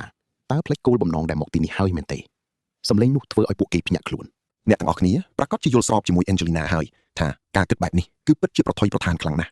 ប៉ុន្តែណាដែលតែងតែចង់បានស្នាដៃបែរជាគិតថា Chris ពូកែទៅវិញគេនិយាយយ៉ាងជឿជាក់ថាពិតណាស់គ្រូ Chris នឹងដោះស្រាយជាមួយបិសាចយក្សនោះម្នាក់ឯងចំណែកពួកយើងគឺកម្ចាត់តែបិសាចតូចៗបានហើយ Chris ធូរទ្រូងភ្លាមព្រោះណាបានជួយដោះស្រាយបញ្ហាឲ្យគេដោយមិនដឹងខ្លួន Angelina ទោះជាសង្ស័យតែមិនចង់បង្ហាញភាពស្ទាក់ស្ទើរក៏សម្រេចចិត្តជឿជាក់លើផែនការរបស់ Chris នាងចាប់ផ្ដើមសូត្រមន្តអាគមជាន់ខ្ពស់ដើម្បីបង្កើតលំពេងទឹកកកយ៉ាងមុតស្រួចរួចវាយប្រហារទៅលើហ្វូងបិសាចភ្លាមBell ក៏ប្រញាប់ចូលជួយដោយសន្យាថានឹងព្យាបាលអ្នករងរបួស Michael ទោះបីជាដៃកំពុងញ័រក៏ព្យាយាមប្រមូលថាមពលមន្តអាគមរបស់ខ្លួនគេខ្សឹបប្រាប់ខ្លួនឯងថាត្រូវតែធ្វើឲ្យបានជោគជ័យយ៉ាងហោចណាស់ម្ដងពួកគេរួមដៃគ្នាវាយបកវិញការវាយប្រហារឥតឈប់ឈរធ្វើឲ្យពួកគេអាចកម្ចាត់បិសាចតូចៗទាំង50ក្បាលបានសម្រេច Chris មើលពួកគេដោយការកោតសរសើរយ៉ាងពិតប្រាកដគេដឹងថានេះហើយជាសមត្ថភាពរបស់តួឯកនិងដៃគូព្រំលិខិតរបស់ពួកគេបន្ទាប់មកគេក៏ងាកក្រោយទៅវិញហើយក៏ឃើញវានៅទីនោះដដែលទន្សាយមានស្នែងដ៏ធំសម្បើមនោះកំពុងឈរជះស្រមោលកាត់សមរភូមិជាមួយនឹងភ្នែកដ៏គួរឲ្យខ្លាចរបស់វាឈាមរបស់ Chris ស្រាប់តែត្រជាក់ស្រែកគេឈរប្រឈមមុខនឹងវាទាំងភ័យស្លន់ស្លោប៉ុន្តែព្យាយាមញញឹមដើម្បីលាក់ការភ័យខ្លាចរបស់ខ្លួនគេគិតបែបកំ pl ែងថាជឿខ្ញុំចោះរឿងនេះកាន់តែជក់ចិត្តហើយតើ Chris អាចគេចផុតពីគ្រោះថ្នាក់នេះទេចាំមើលភាគបន្តទៀតទាំងអស់គ្នាអ្នកដឹងទេគិតទៅគួរឲ្យចង់សើចដែរបើសន្លប់បាត់មុនពេលឈឺចាប់ប្រហែលជាស្រួលជាងតែគាត់ក៏ប្រញាប់ក្រវីក្បាលបណ្ដេញកំណត់នឹងចោលភ្លាមមកស្ដាប់រឿងនេះជាមួយខ្ញុំគ្មានការបោះបង់ឡើយបើចាញ់គឺត្រូវស្លាប់ពិតមែនតែបើត្រូវស្លាប់ក៏ត្រូវតែតស៊ូឲ្យអស់ពីសមត្ថភាពដែរវាយបកវិញឲ្យអស់ដៃខណៈនោះ Michael កំពុងតែជាប់ដៃប្រយុទ្ធជាមួយពួកបិសាចតូចៗនៅឡើយស្រាប់តែគាត់ងាកក្រោយទៅក៏ឃើញ Chris កំពុងប្រឈមមុខនឹងបិសាចយក្សតែម្នាក់ឯងគាត់ភ័យលួសព្រលឹងហើយក៏ស្រែកខ្លាំងៗចេញមកពេលដឹងថា Chris កំពុងតែស្ថិតក្នុងគ្រោះថ្នាក់ខ្លាំងគាត់បានរត់ទៅរក Chris ទាំងស្រែកថាស្ថានភាពនេះមិនអាចទៅរួចទេហើយចិត្តរបស់គាត់ក៏ចាប់ផ្ដើមគិតដល់ការចងចាំចាស់ការបាត់បង់ការបរាជ័យនិងវិបត្តិនិសារី Michael គិតថាមនុស្សម្នាក់ទៀតហើយដែលត្រូវស្លាប់ដោយសារតែរូបគេទឹកភ្នែកក៏ហូរស្រក់ចុះមកព្រោះខឹងខ្លួនឯងដែលខ្សោយពេកមិនអាចជួយនរណាបានគាត់បានលូកដៃទៅរួចសួរខ្លាំងៗថានេះជាកំហុសរបស់គាត់មែនទេបែលបានព្យាយាមខាត់គាត់ដោយប្រមានថាការចូលទៅចិត្តគឺដូចជាទៅសម្លាប់ខ្លួនអញ្ចឹងប៉ុន្តែ Michael នៅតែស្រែកខ្លាំងៗថាលោកគ្រូនៅមានជីវិតនៅឡើយទេសំឡេងរបស់ Bell ប្រែជាស្រទន់ទាំងក្រៀមក្រំហើយប្រាប់ថាវាហួសពេលទៅហើយនាងបន្តថា គ្រីប្រហែលជាលះបង់ជីវិតដើម្បីជួយពួកយើងហើយពេលនេះបិសាចនោះឆ្អែតហើយក៏ចាប់ផ្ដើមយឺតជាងមុនដែរប៉ុន្តែ Michael មិនព្រមទទួលយកការពិតនេះទេគាត់បានចាប់ស្មារបស់ Bell ទាំងអស់សង្ឃឹមហើយទទូចឲ្យនាងជួយព្យាបាល Chris តែ Bell មានតែពាក្យសុំទោសប៉ុណ្ណោះមុនអាគមរបស់នាងមិនអាចប្រោសជីវិតមនុស្សស្លាប់បានឡើយពិភពលោករបស់ Michael ប្រែជាងងឹតសូន្យសងរួចការចងចាំចាស់ៗក៏ចូលមកលងបន្លាច់គាត់ចាំបានថាការពីពេលថ្មីៗនេះគាត់ធ្លាប់បានសុំឲ្យលោកគ្រូ Chris ជួយបង្វឹកគាត់ឲ្យខ្លាំងពូកែជាងមុនទោះដឹងខ្លួនថាគ្មានសិទ្ធិសុំក៏ដោយតែគាត់នៅតែអង្វរកព្រោះចង់បានកម្លាំងដើម្បីទទួលខុសត្រូវលើរឿងគ្រប់យ៉ាងនិងជប់រត់គេចពីបញ្ហាទៀតហើយ Chris បានសម្លឹងមើលមកគាត់ដោយក្តីជឿជាក់យ៉ាងមុតមាំហើយប្រាប់ថាគាត់នឹងអាចរឹងមាំបា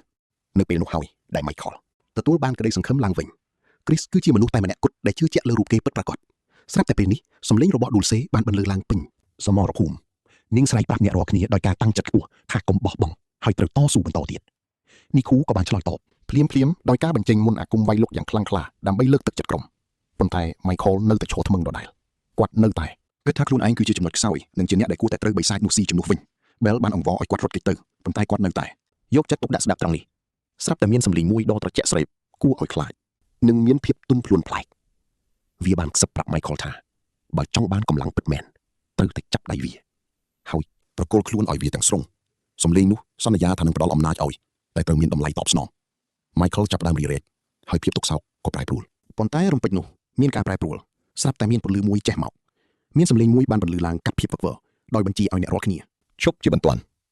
Chris បានក្រោកឈរឡើងទាំងមានជីវិតនិងគ្មានរបួសអ្វីឡើយបិសាចនោះបានងាប់បាត់ទៅហើយខោអាវរបស់ Chris បានរហែករហុយនិងមានស្នាមជាំពេញមុខប៉ុន្តែគាត់នៅតែមានអំណាចពេញខ្លួនរួចសួរចំអកថាហេតុអ្វីបានជាសិស្សរបស់គាត់រត់គេចខ្លួនខណៈដែលនៅមានអ្នកប្រកាសជាភ្ញាក់ផ្អើលដូចខ្ញុំដែរហើយរឿងមិនគួរឲ្យជឿបានកើតឡើងព្រោះថា Chris នៅមានជីវិតនៅឡើយទេនៅពេលនោះដែរផ្ទាំងសារថ្មីមួយបានលេចឡើងនៅពីមុខគាត់វាបានបញ្ជាក់ថាបិសាចចំនួន27ក្នុងចំណោម50ត្រូវបានកម្ចាត់ចោលហើយបេសកកម្មនេះនៅវែងឆ្ងាយទៀតតែឧបសគ្គដ៏ធំបំផុតត្រូវបានបំផ្លាញរួចរាល់ហើយផ្លូវទៅមុខចាប់ផ្ដើមលេចឡើងយ៉ាងច្បាស់សិស្សម្នាក់បានស្រែកទាំងមិនជឿរួចសួរថាតើលោកគ្រូ Chris ចេតនាឲ្យបិសាចនោះលេបចូលទៅក្នុងពោះដើម្បីវាយបកពីខាងក្នុងមែនទេ Chris មិនបានបកស្រាយអ្វីឡើយប៉ុន្តែគាត់បានលួចអរគុណសិស្សម្នាក់នោះស្ងាត់ដែលបានជួយរកលេសដ៏ល្អបំផុតនេះឲ្យគាត់ក៏បានស្ដីបន្ទោសសិស្សក្នុងថ្នាក់ដែលលោឡានិងគ្មានការយកចិត្តទុកដាក់ដោយរំលឹកពួកគេយ៉ាងម៉ឺងម៉ាត់ថាថ្ងៃនេះគឺជាការហ្វឹកហាត់ជាក់ស្ដែងរបស់ពួកគេគាត់បានស្ដីបន្ទោសពួកគេដែលភ្លេចបេសកកម្មរបស់ខ្លួនហើយរត់គេចខ្លួននៅពេលជួបភាពវឹកវរដំបូងសិស្សម្នាក់ទៀតឈ្មោះ Nera បានស្រែកព្រមានថាវាគ្រោះថ្នាក់ខ្លាំងណាស់ក្នុងការត្រឡប់ទៅកាន់សមរភូមិវិញពេលនេះ Dulce ដែលមានសក់ពណ៌ក្រហមនិងពោពេញដោយទំនុកចិត្តបាននិយាយថានាងនឹងមិនរំលងព័ត៌មានលម្អិតណាមួយឡើយនាងបានបន្ថែមទាំងលេងសើចថាទោះបីជាអ្នកដទៃត្រូវចាញ់បោកក៏ដោយក៏នាងនឹងស្វែងរកការពិតដែល Chris កំពុងលាក់បាំងដែរសំឡេងរបស់នាងស្ដាប់ទៅធម្មតាទេតែពាក្យសម្ដីបង្កប់ការគំរាមកំហែងដែលធ្វើឲ្យ Chris ព្រឺក្បាលតែម្ដងនាងគួរឲ្យខ្លាចជាងពួកបិសាចទៅទៀតពេលក្រឡេកមើលជុំវិញខ្លួន Chris ឃើញថាសិស្សជាច្រើនអ្នកកំពុងតែយំដោយសារតែគាត់វិបដិសារីចាប់ផ្ដើមលេចឡើងក្នុងចិត្តជាពិសេសនៅពេលគាត់ក្រឡេកទៅឃើញ Michael ដែលជាតួឯកគាត់ឆ្ងល់ថាតើ Michael ជាតួឯកបែបណាទៅបើកម្លាំងរបស់គេនៅតែមិនទាន់ភ្ញាក់ឡើងដដែលនោះ Chris មានអារម្មណ៍ថាត្រូវទទួលខុសត្រូវបន្តិចដែរតែគាត់បានលាក់វាទុកក្រោមទឹកមុខដ៏ត្រជាក់ស្រេបវិញ Angelina បានដើរមកខាងមុខហើយទាមទារចម្លើយពីគាត់នាងបានសួរថាតើវាចាំបាច់ត្រូវធ្វើដល់ថ្នាក់នឹងមែនទេនាងបានបញ្យល់ថាបន្ទាប់ពីឃើញគាត់ត្រូវបិសាចស៊ីសិស្សទាំងអស់នៅតែបន្តប្រយុទ្ធព្រោះគិតថានេះជាការសាកល្បងសមត្ថភាពនាងបានចោទប្រកាន់គាត់ថាបានយកជីវិតរបស់សិស្សទៅប្រថុយប្រថាននឹងគ្រោះថ្នាក់សម្រាប់ការសម្ដែងដ៏ឈួតលបមួយនេះដោយនាងរិះគន់គាត់ដែរមិនព្រមបញ្ចប់សមរភូមិភ្លាម Chris កំពុងតែគិតថាតើគួរតែប្រាប់ការពិតប្រាប់ពួកគេដែរឬទេថាបិសាចនោះបានផ្ទុះពីខាងក្នុងដោយសារថាមពលមន្តអាគមដ៏មហាសាលរបស់គាត់មានច្រើនពេកដែលធ្វើឲ្យវាមិនអាចរំលាយបានពួកបិសាចតែងតែចូលចិត្តថាមពលមន្តអាគមហើយវត្តមាន Chris គឺប្រៀបដូចជាចំណីដ៏ឆ្ងាញ់ពិសាអញ្ចឹងប៉ុន្តែជំនួសឲ្យការប្រាប់រឿងនេះទៅកាន់ពួកគេគាត់បានតបយ៉ាងប្រងើយកន្តើយថាអ្នកណាមិនពេញចិត្តអាចចាក់ចេញបានចាំមើលបន្តជាមួយខ្ញុំចុះខណៈដែល Michael ដើរចូលទៅទាំងសម្លេងញាស់ញាក់តោះមកមើលទាំងអស់គ្នាគេស្ដាយក្រោយខ្លាំងណាស់ក៏សុំទោសហើយសុំទោសទៀតព្រមទាំងអង្វរ Chris កុំបោះបង់រូបគេចោលឲ្យសោះ Chris មានអារម្មណ៍ខុសឡើងវិញប៉ុន្តែគាត់នៅតែធ្វើមុខស្មើបន្ទាប់មក Chris បានបញ្យល់ទៅកាន់សិស្សក្នុងថ្នាក់ថានៅក្នុងពិភពលោកនេះថាមពលវេទមន្តជាអ្នកកំណត់ការរស់រាន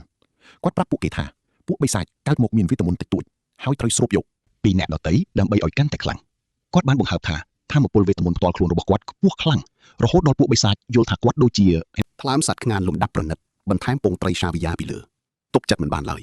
គាត់ប្រៀបធៀបវាដូចជាការញាត់ផ្លែឪឡឹកចូលក្នុងថង់តូចមួយអញ្ចឹងបិសាចធម្មតាមិនអាចទ្រាំទ្របានឡើយនៅពេលសម្លឹងមើលជុំវិញសមរភូមិ Chris បានដឹងថាពេលបិសាចលំដាប់មេត្រូវកម្ចាត់នោះបិសាចតូចៗនឹងសម្រុកចូលមក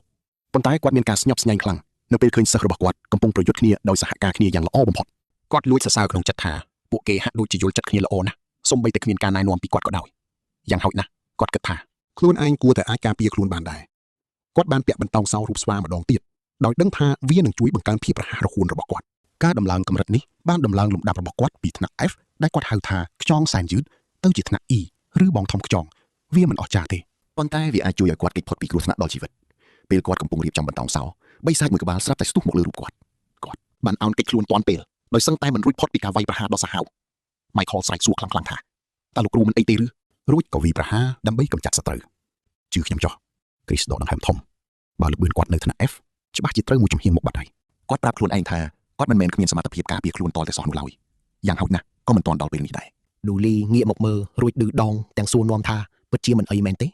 េរួចក៏ញញឹមសុំទោសបែបចំអកដោយនិយាយថាខ្លួនប្រហែលជាធ្វេសប្រហែសហើយសិស្សម្នាក់ទៀតក៏បានសុំទោសតាមដែរហើយសន្យាថានឹងខំប្រឹងហ្វឹកហាត់បន្ថែម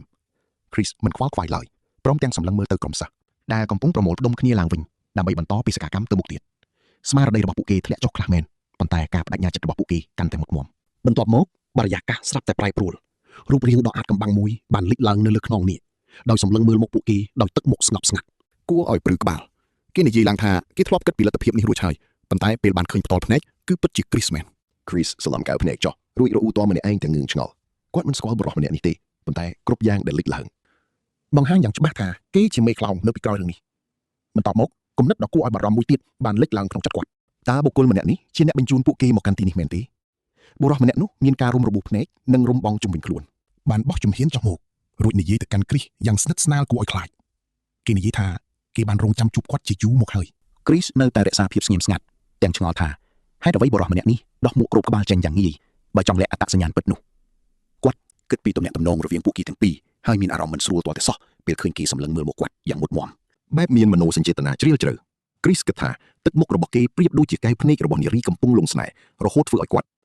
់ព្រឺសម្បុរអ្នកទាំងអស់គ្នាដឹងទេសិស្សសម្លឹងមើលគាត់ប្លែករហូតធ្វើឲ្យ Chris ធ្វើមុខស្អុយភ្លាមពួកគេយល់ច្រឡំអស់ហើយព្រោះគាត់គ្មានដឹងថាអាម្នាក់នេះជាអ្នកណាឡើយបុរសនោះសួរថាតើ Chris មិនសប្បាយចិត្តទេដែលបានជួបគេរួចក៏និយាយទាំងញញឹមលេងសើចថាបើ Chris នៅតែខឹងរឿងអតីតកាលគេសុំទោសហើយ Chris មិនតបតអ្វីឡើយដោយទឹកមុខស្ងប់ស្ងៀមមិនអាចស្មានដឹងប៉ុន្តែក្នុងចិត្តកំពុងតែវឹកវរយ៉ាងខ្លាំងគាត់គ្មានការចងចាំណាមួយអំពីរឿងរ៉ាវដែល Chris មុនធ្លាប់ឆ្លងកាត់ឡើយទោះជាយ៉ាងណាគាត់ប្រាប់ខ្លួនឯងថាត្រូវតែបន្តដើរតួនេះទោះបីជាមានរឿងអ្វីកើតឡើងក៏ដោយ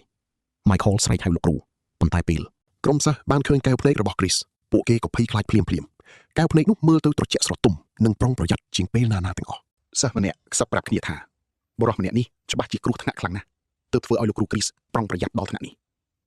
Chris សង្កេតមើលជនប្លែកមុខនោះកាន់តែច្បាស់គេអាចបញ្ជាពួកបិសាចដូចជាសត្វចិញ្ចឹមចឹងរឿងនេះមានន័យត្រឹមតែមួយគត់គឺគេច្បាស់ជាអ្នកក៏ហៅបិសាចទន្សាយមានស្នែងតាំងពីដំបូងបុរសម្នាក់នោះបានដកដង្ហើមធំរួចនិយាយបែបសោកស្ដាយដែលគិតថាមាននរណាម្នាក់សម្លាប់សត្វចិញ្ចឹមដ៏មានតម្លៃរបស់គេតែចុងក្រោយបែរជា Chris ទៅវិញ Michael ញ័រខ្លួនទៅត្រឹកទាំងទទួលស្គាល់ថាបើគ្មានការជួយសង្គ្រោះពី Chris ទេម្លេះរូបគេច្បាស់ជាស្លាប់បាត់ទៅហើយបុរសនោះបន្តនិយាយបញ្យល់ថាមេរបស់គេគ្រាន់តែចង់មកពិនិត្យមើលការរីកចម្រើនរបស់លោកម្ចាស់វ័យក្មេងប៉ុណ្ណោះគេសារភាពថាគេធ្លាប់មានគម្រោងសម្លាប់មិត្តម្នាក់របស់ Michael នៅចំពោះមុខដើម្បីលបងសមត្ថភាពប៉ុន្តែមិននឹកស្មានថាមានវត្តមាន Chris លេចឡើងសោះបន្ទាប់មកគេប្រាប់ Chris អោយយល់ដល់រូបគេខ្លះផងបុរសពាក់មួកនោះដើរចូលមកចិត្តរួចដាក់ដៃទាំងពីរលើស្មារបស់ Chris ក្រុមសិស្សនាំគ្នាប្រុងប្រយុទ្ធប៉ុន្តែ Chris បានលើកដៃឡើងជាសញ្ញាប្រាប់ពួកគេឲ្យថយក្រោយទាំងរក្សាភាពស្ងៀមស្ងាត់ Chris ស្ដាប់ខណៈដែលបុរសនោះសួរថាហេតុអ្វីបានជាគាត់មិនព្រមនិយាយអ្វីសោះគេបន្តថាការដោះសារមិនសមជា Chris ឡើយ Michael សម្លឹងមើលទាំងក្តីបារម្ភជាខ្លាំងគេឃើញទឹកមុខចង់សម្លាប់មនុស្សរបស់ Chris ប៉ុន្តែសង្កេតឃើញថាគាត់មិនព្រមតបតវិញឡើយ Michael គិតថាប្រហែលមកពីពួកគេហើយទើប Chris មិនព្រមតដៃគិតដល់ចំណុចនេះជឿថាអ្នកទាំងអស់គ្នាក៏ធុញថប់ចំនួនដែរព្រោះតែមិនចង់ខ្លាចជាបន្ទុករបស់នរណាម្នាក់ឡើយគេលួចគិតក្នុងចិត្តថាកម្រិតបច្ចុប្បន្នរបស់គេគឺអាចវាយតែបិសាចដែលចិត្តស្លាប់ប៉ុណ្ណោះសួស្ដីប្រិយមិត្តទាំងអស់គ្នាមកមើលរឿងដ៏រន្ធត់នេះជាមួយខ្ញុំបុរសនោះប្រាប់ Chris ថាគេគ្រាន់តែធ្វើតាមបញ្ជាហើយលែងលូកដៃបន្តទៀតហើយរួចក៏និយាយដោយសំឡេងស្រទន់ថាគ្រាន់តែពាក្យសរសើរខ្លីមួយពី Chris ក៏ធ្វើឲ្យគេសប្បាយចិត្តដែរ Michael បានសម្លឹងមើលគេដោយខ្សែភ្នែកសង្ស័យខ្លាំងគេគិតថាបុរសម្នាក់នេះហាក់ដូចជាបារម្ភពី Chris ណាស់តែការបង្ហាញក្តីស្រឡាញ់នោះបែរជាមើលទៅចម្លែកខ្លាំងនេះមិនមែនជាមិត្តភាពទេតែជាការឆ្លុះវង្វេងដ៏អត់មនិយមក្រោមរូបភាពស្មោះត្រង់ជនអាចកំបាំងនោះថែមទាំងចង់ជួយ Chris បើសិនជាមានការពិបាកខ្លាំងពេកដោយរំលឹកថា Chris តែងតែសរសើរផ្ទៃមុខគេថាស្អាតទៀតផងរំពេចនោះដោយគ្មានការប្រមានទុកជាមុន Chris ក៏ វាយប្រហារភ្លាមត្រឹមមួយប្រព្រឹត្តភ្នែកជនគ្រូក្បាលនោះទប់ទល់មិនទាន់ឡើយ Michael ភ័យខ្លាំងណាស់ព្រោះ Chris ស្រាប់តែហូតដាវដល់មុតស្រួចមួយដើមមកជុំត្រង់ករបស់ជនប្លែកមុខនោះភ្លាមដែលធ្វើឲ្យ Michael មិនទាន់យល់ថាមានរឿងអ្វីកើតឡើងទាល់តែសោះក្នុងខួរក្បាលរបស់គេគិតវល់អស់ហើយតើដាវនោះចេញមកពីណាទៅមុនអាគមបង្កើតរបស់គឺកម្រនឹងស្ទើរតែមិនអាចទៅរួចឡើយមានមនុស្សតែមួយក្តាប់តូចប៉ុណ្ណោះនៅទូទាំងទ្វីបនេះដែលអាចប្រើវាបានតែបើគិតទៅបើមានអ្នកធ្វើបានគឺមានតែលោកគ្រូ Chris នេះឯង Chris ក៏សួរទៅជនអាចកំបាំងនោះថាតើនិយាយរឿងឈួតអ្វីតាំងពីដើមមកនឹងរួចដេញឲ្យទៅនិយាយពេលយល់សពទៅហើយថែមទាំងជីគេថាជាកំតិចសម្រាមទៀតផងជនប្លែកមុខនោះផ្អាកបន្តិចតែឆ្លើយតបវិញថា Chris នៅតែខឹងរឿងចាស់នឹងមែនទេរីឯលោកគ្រូ Chris វិញទោះបីជាញញឹមនៅខាងក្រៅតែក្នុងចិត្តរំជើបរំជួលខ្លាំងណាស់គេគិតក្នុងចិត្តថាខ្លួនឯងពិតជាសំណាងដែលត្រូវបានជួយសង្គ្រោះទាន់ពេលដោយសារតោះប្រិយមិត្តមកអ៊ុតមើលកន្លែងនេះទាំងអស់គ្នាគឺតួឯកយើងទើបតែសម្លាប់បិសាចទី50បានសម្រេចដែលធ្វើឲ្យលោកគ្រូ Chris បន់ស្រន់ក្នុងចិត្តថាឲ្យតែសត្រូវណាមួយត្រូវបានកម្ចាត់ក៏ល្អដែរមុននេះបន្តិច Michael មានអារម្មណ៍ថាបាក់ទឹកចិត្តយ៉ាងខ្លាំងព្រោះគេគិតថាខ្លួនឯងមិនអន់មានកម្រិតខ្ពស់ដោយលោកគ្រូ Chris ឬជនប្លែកមុខនោះឡើយរឿងពិតនេះពិតជាឈឺចាប់ណាស់តែទោះជាយ៉ាងណាគេបានប្រឹងប្រែងអស់ពីសមត្ថភាពដោយសម្លាប់បិសាចមួយបានហើយសកម្មភាពតែមួយគត់នេះបានជួយសម្រេចភារកិច្ចរបស់ Chris ពីប្រព័ន្ធភ្លាមគឺកម្ចាត់បិសាចឲ្យបាន50ក្បាលនៅពេលភារកិច្ចត្រូវបានបញ្ចប់ប្រព័ន្ធក៏បានជូនដំណឹងពីការទទួលបានរង្វាន់គេទទួលបានផែនទីនៃសាលារូបជជុះចំនួន 3/4 និងដាវបុរាណមួយដើមទៀតផងបន្ទាប់មកប្រព័ន្ធបានណែនាំឲ្យគេដោះប្រដាប់ជួរសៅរូបស្វាចេញហើយបំពាក់ដាវច្រេះចាប់នេះជំនួសវិញដោយគ្មានការរុញរាឡើយ Chris ក៏ប្រាប់ទៅប្រព័ន្ធឲ្យធ្វើការផ្លាស់ប្ដូរភ្លាមរំពេចនោះដាវបុរាណដ៏មានច្រេះក៏លេចឡើងនៅក្នុងដៃរបស់គេនេះហើយជាមូលហេតុដែលដាវនោះស្ថិតនៅក្នុងដៃរបស់គេនាពេលនេះហើយកំពុងភ្ជុំត្រង់ករបស់ជនប្លែកមុខនោះប្រព័ន្ធបានបញ្យល់ថាដាវនេះអាចកាត់ផ្ដាច់វត្ថុស្ទើរតែគ្រប់យ៉ាងហើយវាមានភាពធន់អាចប្រើប្រាស់បានចំនួន3ដង Chris ក៏បាននិយាយអរគុណទៅកាន់ Michael ហើយលួចគិតក្នុងចិត្តម្នាក់ឯងថាមកដល់ត្រង់នេះពួកយើងដឹងហើយថាបើគ្មានជំនួយពី Michael ទេកុំអីលោកគ្រូ Chris របស់ពួកយើងប្រកាសជាបាត់បង់ទាំងជីវិតនិងកិត្តិយសមិនខាន Michael ពិតជាធ្វើបានល្អណាស់ជនប្លែកមុខនោះក៏និយាយថាថ្ងៃនេះមើលទៅ Chris គ្មានអារម្មណ៍ចង់និយាយគ្នាឡើយគេនឹងត្រឡប់មកវិញនៅថ្ងៃក្រោយគេបានបន្ថែមទៀតថាបើសិនជា Chris ត្រូវការជំនួយគឺអាចតាក់ទងគេបានតាមរយៈមេកយតែ Chris បានតបទៅវិញយ៉ាងមឿងម៉ាត់បំផុតគេបានប្រាប់ទៅជននោះថាបើមិនចង់ឲ្យហែកមាត់ទេប្រញាប់រត់ឲ្យឆាប់ទៅក្នុងចិត្តរបស់គេវិញពិតជាធូរទ្រង់ខ្លាំងណាស់ដែរជនប្លែកមុខនោះព្រមចាក់ចេញទៅដោយគ្មានបង្កបញ្ហាអ្វីទៀតឡើយបន្ទាប់ពីជននោះចេញទៅបាត់ Chris និង Michael ក៏ងាកមកចាប់អារម្មណ៍លើក្រុមសិស្សានុសិស្សវិញភាពភ័យខ្លាចបានស្ដែងឡើងនៅលើផ្ទៃមុខរបស់ពួកគេយ៉ាងច្បាស់ដូចជាបាននិយាយទាំងតក់ស្លុតថានាងសឹងតែដកដង្ហើមមិនរួចនិងអស់ថាមពលមុនអាគមរលីង Michael ក៏សួរនាំនាងថាតើមិនអីទេឬរីឯ Chris មិនបានឆ្លើយតបឡើយតែគេបានបញ្ជាឲ្យ Angelina ផ្ញើដំណឹងទៅកាន់សាលាដើម្បីសុំឲ្យបញ្ជូនរទេះសេះមកទទួលពួកគេត្រឡប់ទៅវិញ Angelina ក៏យល់ព្រមហើយបានបន្ថែមទៀតថាបើសិនជាពួកគេហៅកម្លាំងជំនួយមកតាំងពីដំបូងម្ល៉េះសាំល្អជាងនេះបាត់ទៅហើយចំណែកឯ Dolce ក៏បាននិយាយដែរថាប្រសិនបើលោកគ្រូប្រើប្រាស់មុនអាគមលំហវិញគឺរឿងគ្រប់យ៉ាងប្រហែលជាអាចដោះស្រាយបានត្រឹមមួយរំពេចប៉ុណ្ណោះ Chris ក៏នៅតែមិននិយាយអ្វីទាំងអស់រហូតដល់ Michael និយាយកាត់ឡើងថាលោកគ្រូ Chris ប្រហែលជាហត់នឿយខ្លាំងហើយទើបត្រូវការពេលសម្រាកដើម្បីគិតគូររឿងខ្លះៗគ្រាន់តែបានឮសម្ដីយល់ចិត្តបែបនេះទឹកភ្នែករបស់ Chris ស្ទើរតែហូរចេញមកក្រៅទៅហើយគេគិតក្នុងចិត្តថាពិតជាមានសំណាងណាស់ដែលបាន Michael នៅក្បែរនេះថ្ងៃនេះជាចុងក្រោយសមាជិកទាំងអស់នៃថ្នាក់ទី10បានត្រឡប់មកវិញដោយសុវត្ថិភាពនៅថ្ងៃបន្ទាប់ Chris ក៏បន្តការងារប្រចាំថ្ងៃរបស់គេតែក្នុងចិត្តនៅតែធ្ងន់ធ្ងរខ្លាំងណាស់គេគិតថារឿងរ៉ាវដំបូងហាក់ដូចជាមិនសូវរលូនសោះគេចាប់ផ្ដើមគិតឡើងវិញអំពីជីវិតកន្លងមករបស់ខ្លួនរួមទាំងបរិសុទ្ធរំរបួសនោះផងដែរបរិសុទ្ធម្នាក់នោះប្រហែលជាតួអង្គឈ្មោះ Maria ហើយមើលទៅព្រោះគ្មានមនុស្សច្រើនឡើយដែលមានសមត្ថភាពបង្កើតសត្វចម្លែកឬគ្រប់គ្រងបិសាចបានបែបនេះទេម្យ៉ាងទៀតនៅក្នុងសាច់រឿងច្បាប់ដើមតួអង្គ Maria មិនដែលត្រូវបានបញ្ជាក់ពីរូបរាងឡើយការត្រូវគេតាមដានដោយមនុស្សគួរឲ្យសង្ស័យបែបនេះគឺដឹងតែនាំមកនៅបញ្ហាមិនខានហើយវិចារណញ្ញាណរបស់ Chris ពិតជាត្រឹមត្រូវមែនព្រោះនៅចំពោះមុខគេនាពេលនេះមានបរិសុទ្ធម្នាក់កំពុងឈររារាំងដែលធ្វើឲ្យ Chris ឆ្ងល់ជាខ្លាំងបរិសុទ្ធម្នាក់នោះគឺ Eugene ដែលជាគ្រូបន្ទប់ថ្នាក់វាយគេបានស្វាគមន៍ Chris រួចនិយាយថាមិនទាន់ឃើញ Chris ទៅអាហារដ្ឋាននៅឡើយទេហើយថែមទាំងសួរថាតើបានញ៉ាំអីហើយឬនៅ Chris លួចសម្លឹងមើល Eugene ហើយគិតក្នុងចិត្តថាពិតមែនហើយសូម្បីតែម្នាក់នេះក៏មកដែរព្រោះតែព្រឹត្តិការណ៍វឹកហាត់កន្លងទៅមានភាពខុសប្រក្រតីខ្លាំងទើបធ្វើឲ្យនាយកសាលាក៏ហៅសិស្សថ្នាក់ទី10ជាបន្ទាន់ភ្លាមពេលពួកគេត្រឡប់មកវិញប៉ុន្តែជំនួសឲ្យការដាក់ទណ្ឌកម្មវិន័យឬការសួរចម្លើយនាយកសាលាបែរជាសម្រេចចិត្តពង្រឹងរង្វង់មុនអាគមការពាររបស់សាលាវិញនិងបញ្ជាឲ្យគ្រប់គ្នាធ្វើការលាក់ការសម្ងាត់អំពីរឿងនេះទាំងស្រុងលើសពីនេះទៅទៀតក៏មានមនុស្សម្នាក់ត្រូវបានចាត់តាំងឲ្យមកតាមដាន Chris ផងដែរគឺបុរសភ្នែកតូចចង្អៀតឈ្មោះ Eugene នេះឯង Chris ខ្ញុំនិងអ្នកទាំងអស់គ្នាច្បាស់ជាដឹងហើយថានាយកសាលាចាប់ផ្ដើមដឹងរឿងហើយថាអ្នកដែលមកចិត្តដិតជាមួយ Chris គឺមានទំនាក់ទំនងជាមួយកងទ័ពស្ដេចបិសាចតោះមកតាមដានជាមួយគ្នានាយកសាលាចាត់ Eugene ឲ្យតាមឃ្លាំមើល Chris ព្រោះសង្ស័យលួចតាក់ទងពួកបិសាចកាលពីជាង10ឆ្នាំមុនស្ដេចបិសាចត្រូវចាញ់ក្រោមដៃអធិរាជបរិសុទ្ធហើយគ្រប់គ្នាគិតថាស្លាប់បាត់ទៅហើយតែ ដោយរឿងប្រេងផ្សេងទៀតវាគ្រាន់តែលាក់ខ្លួនក្នុងស្រមោលដើម្បីផែនការត្រឡប់មកវិញ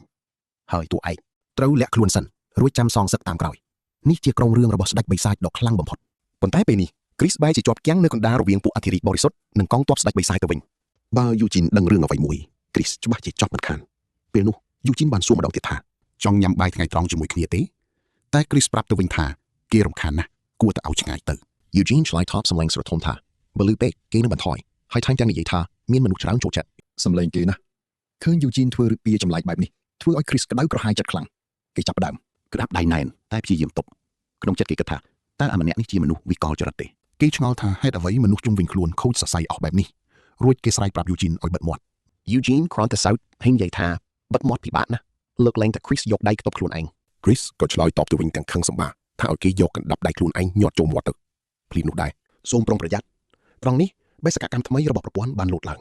គឺបំណងប្រាថ្នារបស់ព្រះធរណីនិងការបង្កើតទំនាក់ទំនងជាមួយគ្រូអីទៀតគឺសំខាន់ចូលបបួលគ្រូម្នាក់មកបង្រៀនរួមគ្នាដើម្បីរង្វាន់គឺផែនទីសាលាវិដាលសម្រាប់ជាន់ទី4តែអ្វីគួរឲ្យខ្លាចគឺបរាជ័យមានន័យថាស្លាប់ម៉ោងរាប់ថយក្រោយចាប់ផ្ដើម48ម៉ោង Chris គិតថាប្រព័ន្ធលែងលាក់ចិត្តអាក្រក់ទៀតហើយត្រូវធ្វើឬស្លាប់បានខ្លាយជាលក្ខខណ្ឌស្វ័យប្រវត្តិទៅហើយដោយគ្មានជំរើសគេមានតែប្រើ Eugene ប៉ុណ្ណោះព្រោះ Eugene គឺជាគ្រូបន្ទុកថ្នាក់វាយដែលជាថ្នាក់ទទួលសិស្សផ្ទេរច្រើនជាងគេពីថ្នាក់ទី10ប៉ុន្តែគេឆ្ងល់ថាត្រូវបំបួលបង្រៀនរួមគ្នាយ៉ាងម៉េចដើម្បីកុំឲ្យខូចបុគ្គលិកលក្ខណៈខ្លួនគេមិនមែនជាមនុស្សរាប់អានទេជាពិសេសមិនមែនមនុស្សល្អតែស្រាប់តែគេនឹកឃើញភ្លាមបេសកកម្មមិនបានប្រាប់ឲ្យធ្វើជាមិត្តគ្នាឡើយគិតរួច Chris និយាយទៅកាន់ Eugene យ៉ាងមាំមួនគេនិយាយថាដោយសារតែ Eugene ធ្វើឲ្យគេខាតពេល5នាទីទោះបីជាគេចង់ឲ្យសងថ្លៃពេលវេលាភ្លាមក៏ដោយតែគេសង្ឃឹមថាគ្រូនឹងរៀនស្រឡាញ់អ្វីៗច្រើនជាងនេះបើមិនដូច្នោះទេក្មេងនោះនឹងកើតទុកមិនខានខ្ញុំដឹងថាអ្នកទាំងអស់គ្នាក៏ហួសចិត្តដែរសូម្បី Chris ក៏ខ្មាស់ខ្លួនឯងពេលនិយាយពាក្យមិនទំនងបែបនេះវាពិតជាគួរឲ្យខ្មាស់ទៀតណាស់តែគេត្រូវបន្តនិយាយថាបើ Eugene ចង់ចិត្តស្និទ្ធខ្លាំងម្ល៉េះពួកគេគួរតែមកប្រកួតប្រជែងគ្នាតែម្ដងគឺយកសិស្សបែបសម្រាមរបស់ Eugene មកប្រកួតជាមួយសិស្សខូចខលរបស់គេដើម្បីដឹងថានរណាខ្លាំងជាង Chris គិតក្នុងចិត្តថាយ៉ាងណាក៏ Eugene មិនបដិសេធដែរព្រោះគេមានបញ្ជាពីនាយកសាលាឲ្យមកស៊ើបការស្រាប់ Eugene ក៏សួរថាតើ Chris ចង់សម្ដៅលើការប្រកួតរវាងសិស្សនិងសិស្សមែនទេ Chris យល់ព្រមហើយនិយាយថាបើគេឈ្នះ Eugene មិនត្រូវបង្ហាញមុខទៀតឡើយ Eugene គិតមួយសន្ទុះក៏យល់ព្រមគេញញឹមនិយាយថាគំនិត Chris ពិតជាគួរឲ្យចាប់អារម្មណ៍ណាស់ហើយបើគេឈ្នះ Chris ត្រូវប៉ៅបាយ Chris ឆ្ងល់យ៉ាងខ្លាំងថាហេតុអ្វីគេវក់នឹងម្ហូបអាហារម្លេះវាគ្មានហេតុផលសោះតែគេបានឆ្លើយខ្លាំងទៅវិញថាគ្មានផ្លូវដែលគេអាចចាញ់នោះឡើយ Eugene ក៏យល់ស្របតែវាពិតជាគួរឲ្យសប្បាយរីករាយណាស់រួចសួរពីពេលវេលា and Chris បានប្រាប់ថាការប្រកួតនឹងធ្វើនៅថ្ងៃស្អែករសៀល Eugene យល់ព្រមហើយដើរចេញទៅបាត់ចំណែក Chris ដើរចេញទាំងគិតថាលទ្ធផលមិនសំខាន់ឡើយអ្វីសំខាន់គឺបំពេញបេសកកម្មបង្រៀនរួមគ្នាឲ្យសម្រេចតែតាមពិតទៅជាមួយសិស្សពូកែខ្លាំងនៅក្នុងថ្នាក់ទី10គេមិនគិតថានឹងចាញ់ឡើយតែពួកគេមិនដឹងទេមានមនុស្សលួចស្ដាប់គឺណាបានលឺរឿងគ្រប់យ៉ាងទាំងអស់ហើយសួរទាំងរំភើបថាតើ Chris ឲ្យប្រកួតជាមួយថ្នាក់ផ្សេងព្រោះជឿជាក់ពួកគេមែនទេព័ត៌មានផ្សាយពេញសាលាយ៉ាងលឿនសម្លេងខ្សឹបខ្សៀវពេញច្រកដើរកាន់តែខ្លាំងសាសានុសិស្សភ្ញាក់ថាតើមានអ្នកដឹងទេថ្នាក់ទី10និងថ្នាក់វាយប្រកួតគ្នាល្បីខ្លាំងណាស់មនុស្សជាច្រើននិយាយថាថ្នាក់ទី10ជាថ្នាក់ដែលសិស្សពាក់កណ្ដាលសំឈប់តាំងពីថ្ងៃដំបូងនិងមានគ្រូកាចសាហាវដែលសំបីសម្លឹងចំភ្នែកក៏គ្រោះថ្នាក់ដែររួចព័ត៌មានដ៏គួរឲ្យភ្ញាក់ផ្អើលក៏ធ្លាយចេញមកហើយអ្វីដែលយើងត្រូវចាំអ៊ុតមើលនោះគឺមិនមែនរឿងកិត្តិយសទេតែជាការណាត់ជួបរបស់លោកគ្រូ Eugene ឯណោះទេខណៈពេលនោះណាបានរត់ចូលក្នុងថ្នាក់រៀនដោយព្យុះសង្ខារាដោយច្រានទ្វារយ៉ាងខ្លាំងនិងស្រែកសួរខ្លាំងថាតោះមកមើលទាំងអស់គ្នាពេលគាត់ចូលទៅដល់មិត្តជិតស្និទ្ធទាំង4នាក់បានសម្លឹងមើលមកទាំងភ្ញាក់ផ្អើលហើយ Dolce កំពុងដេកខ្ជិលនៅតុរបស់នាងទាំងស្ងាត់ដៅផងនាងនិយាយថាមកនេះព្រោះតែគាត់ប្រាប់ថាមានការបន្ទាន់ប៉ុណ្ណោះហើយក៏សួរថានៅទីនេះមានរឿងអ្វីកើតឡើងចំណែក Angelina កំពុងតែមូលលេងសក់ពណ៌ខៀវទឹកកករបស់នាងដោយម្រាមដៃហើយដកដង្ហើមធំនាងប្រាប់ថាមានណាត់ញ៉ាំបាយល្ងាចដូច្នេះមានរឿងអីត្រូវនិយាយឲ្យលឿនឡើងណាបានញញឹមឡើងយ៉ាងរហ័សគេប្រាប់អ្នករាល់គ្នាថាពួកគេត្រូវប្រកួតជាមួយថ្នាក់វាយចំណែក Angelina គ្រាន់តែក្រវីស្មាហើយនិយាយថាលោកគ្រូបានប្រាប់រួចហើយប៉ុន្តែនាងឆ្ងល់ថាតើមានរឿងអ្វីលើសពីនេះទៀតទេស្របពេលកំពុងអោនមកចិត្តបែបលួចលាក់ណាបានទម្លាការសម្ងាត់ពិតប្រាកដគេនិយាយថាបើពួកគេចាញ់លោកគ្រូ Chris នឹងត្រូវទៅណាត់ជួបជាមួយលោកគ្រូ Eugene បន្ទប់ទាំងមូលប្រែជាស្ងាត់ជ្រងំគ្រប់គ្នាបើកភ្នែកធំចំហមាត់ Dolce ស្ទើរតែថប់ដង្ហើមហើយសួរថាតើគេនិយាយលេងឬមែនទេ Angelina សើចតាំងមិនជឿហើយសួរថាតើគេស្ដាប់ច្រឡំឬក៏គិតស្រមើស្រមៃទៅខ្លួនឯងចំណែកណាបានអោបដៃរបស់គេហើយប្រកាសដោយមោទនភាពថាគេជាក្មេងតូចហើយក្មេងតូចមិនចេះកុហកឡើយគេនិយាយថាគេបានលួចលឺដោយផ្ទាល់ត្រចៀកពិតជាកំពុងនិយាយពីរឿងនឹងមែនសូម្បីតែ Michael ដែលកម្រងនឹងនិយាយស្ដីក៏ប្រែជាចាប់អារម្មណ៍ខ្លាំងដែរគេបានសួរថាតើវាពិតជាការណាត់ជួបរបស់លោកគ្រូពួកគេមែនឬចាំមើលត្រង់នេះអស់គ្នា ដល់ជេបាននិយាយបង្អាប់ថា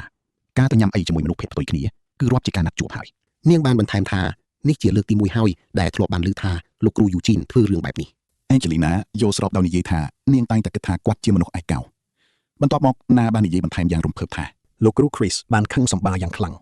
ងគេរៀបរាប់ថាលោកគ្រូ Chris បានប្រកាសថាបើថ្នាក់ទី10ឈ្នះ Eugene មិនត្រូវបង្ហាញមុខនៅទីនេះទៀតឡើយ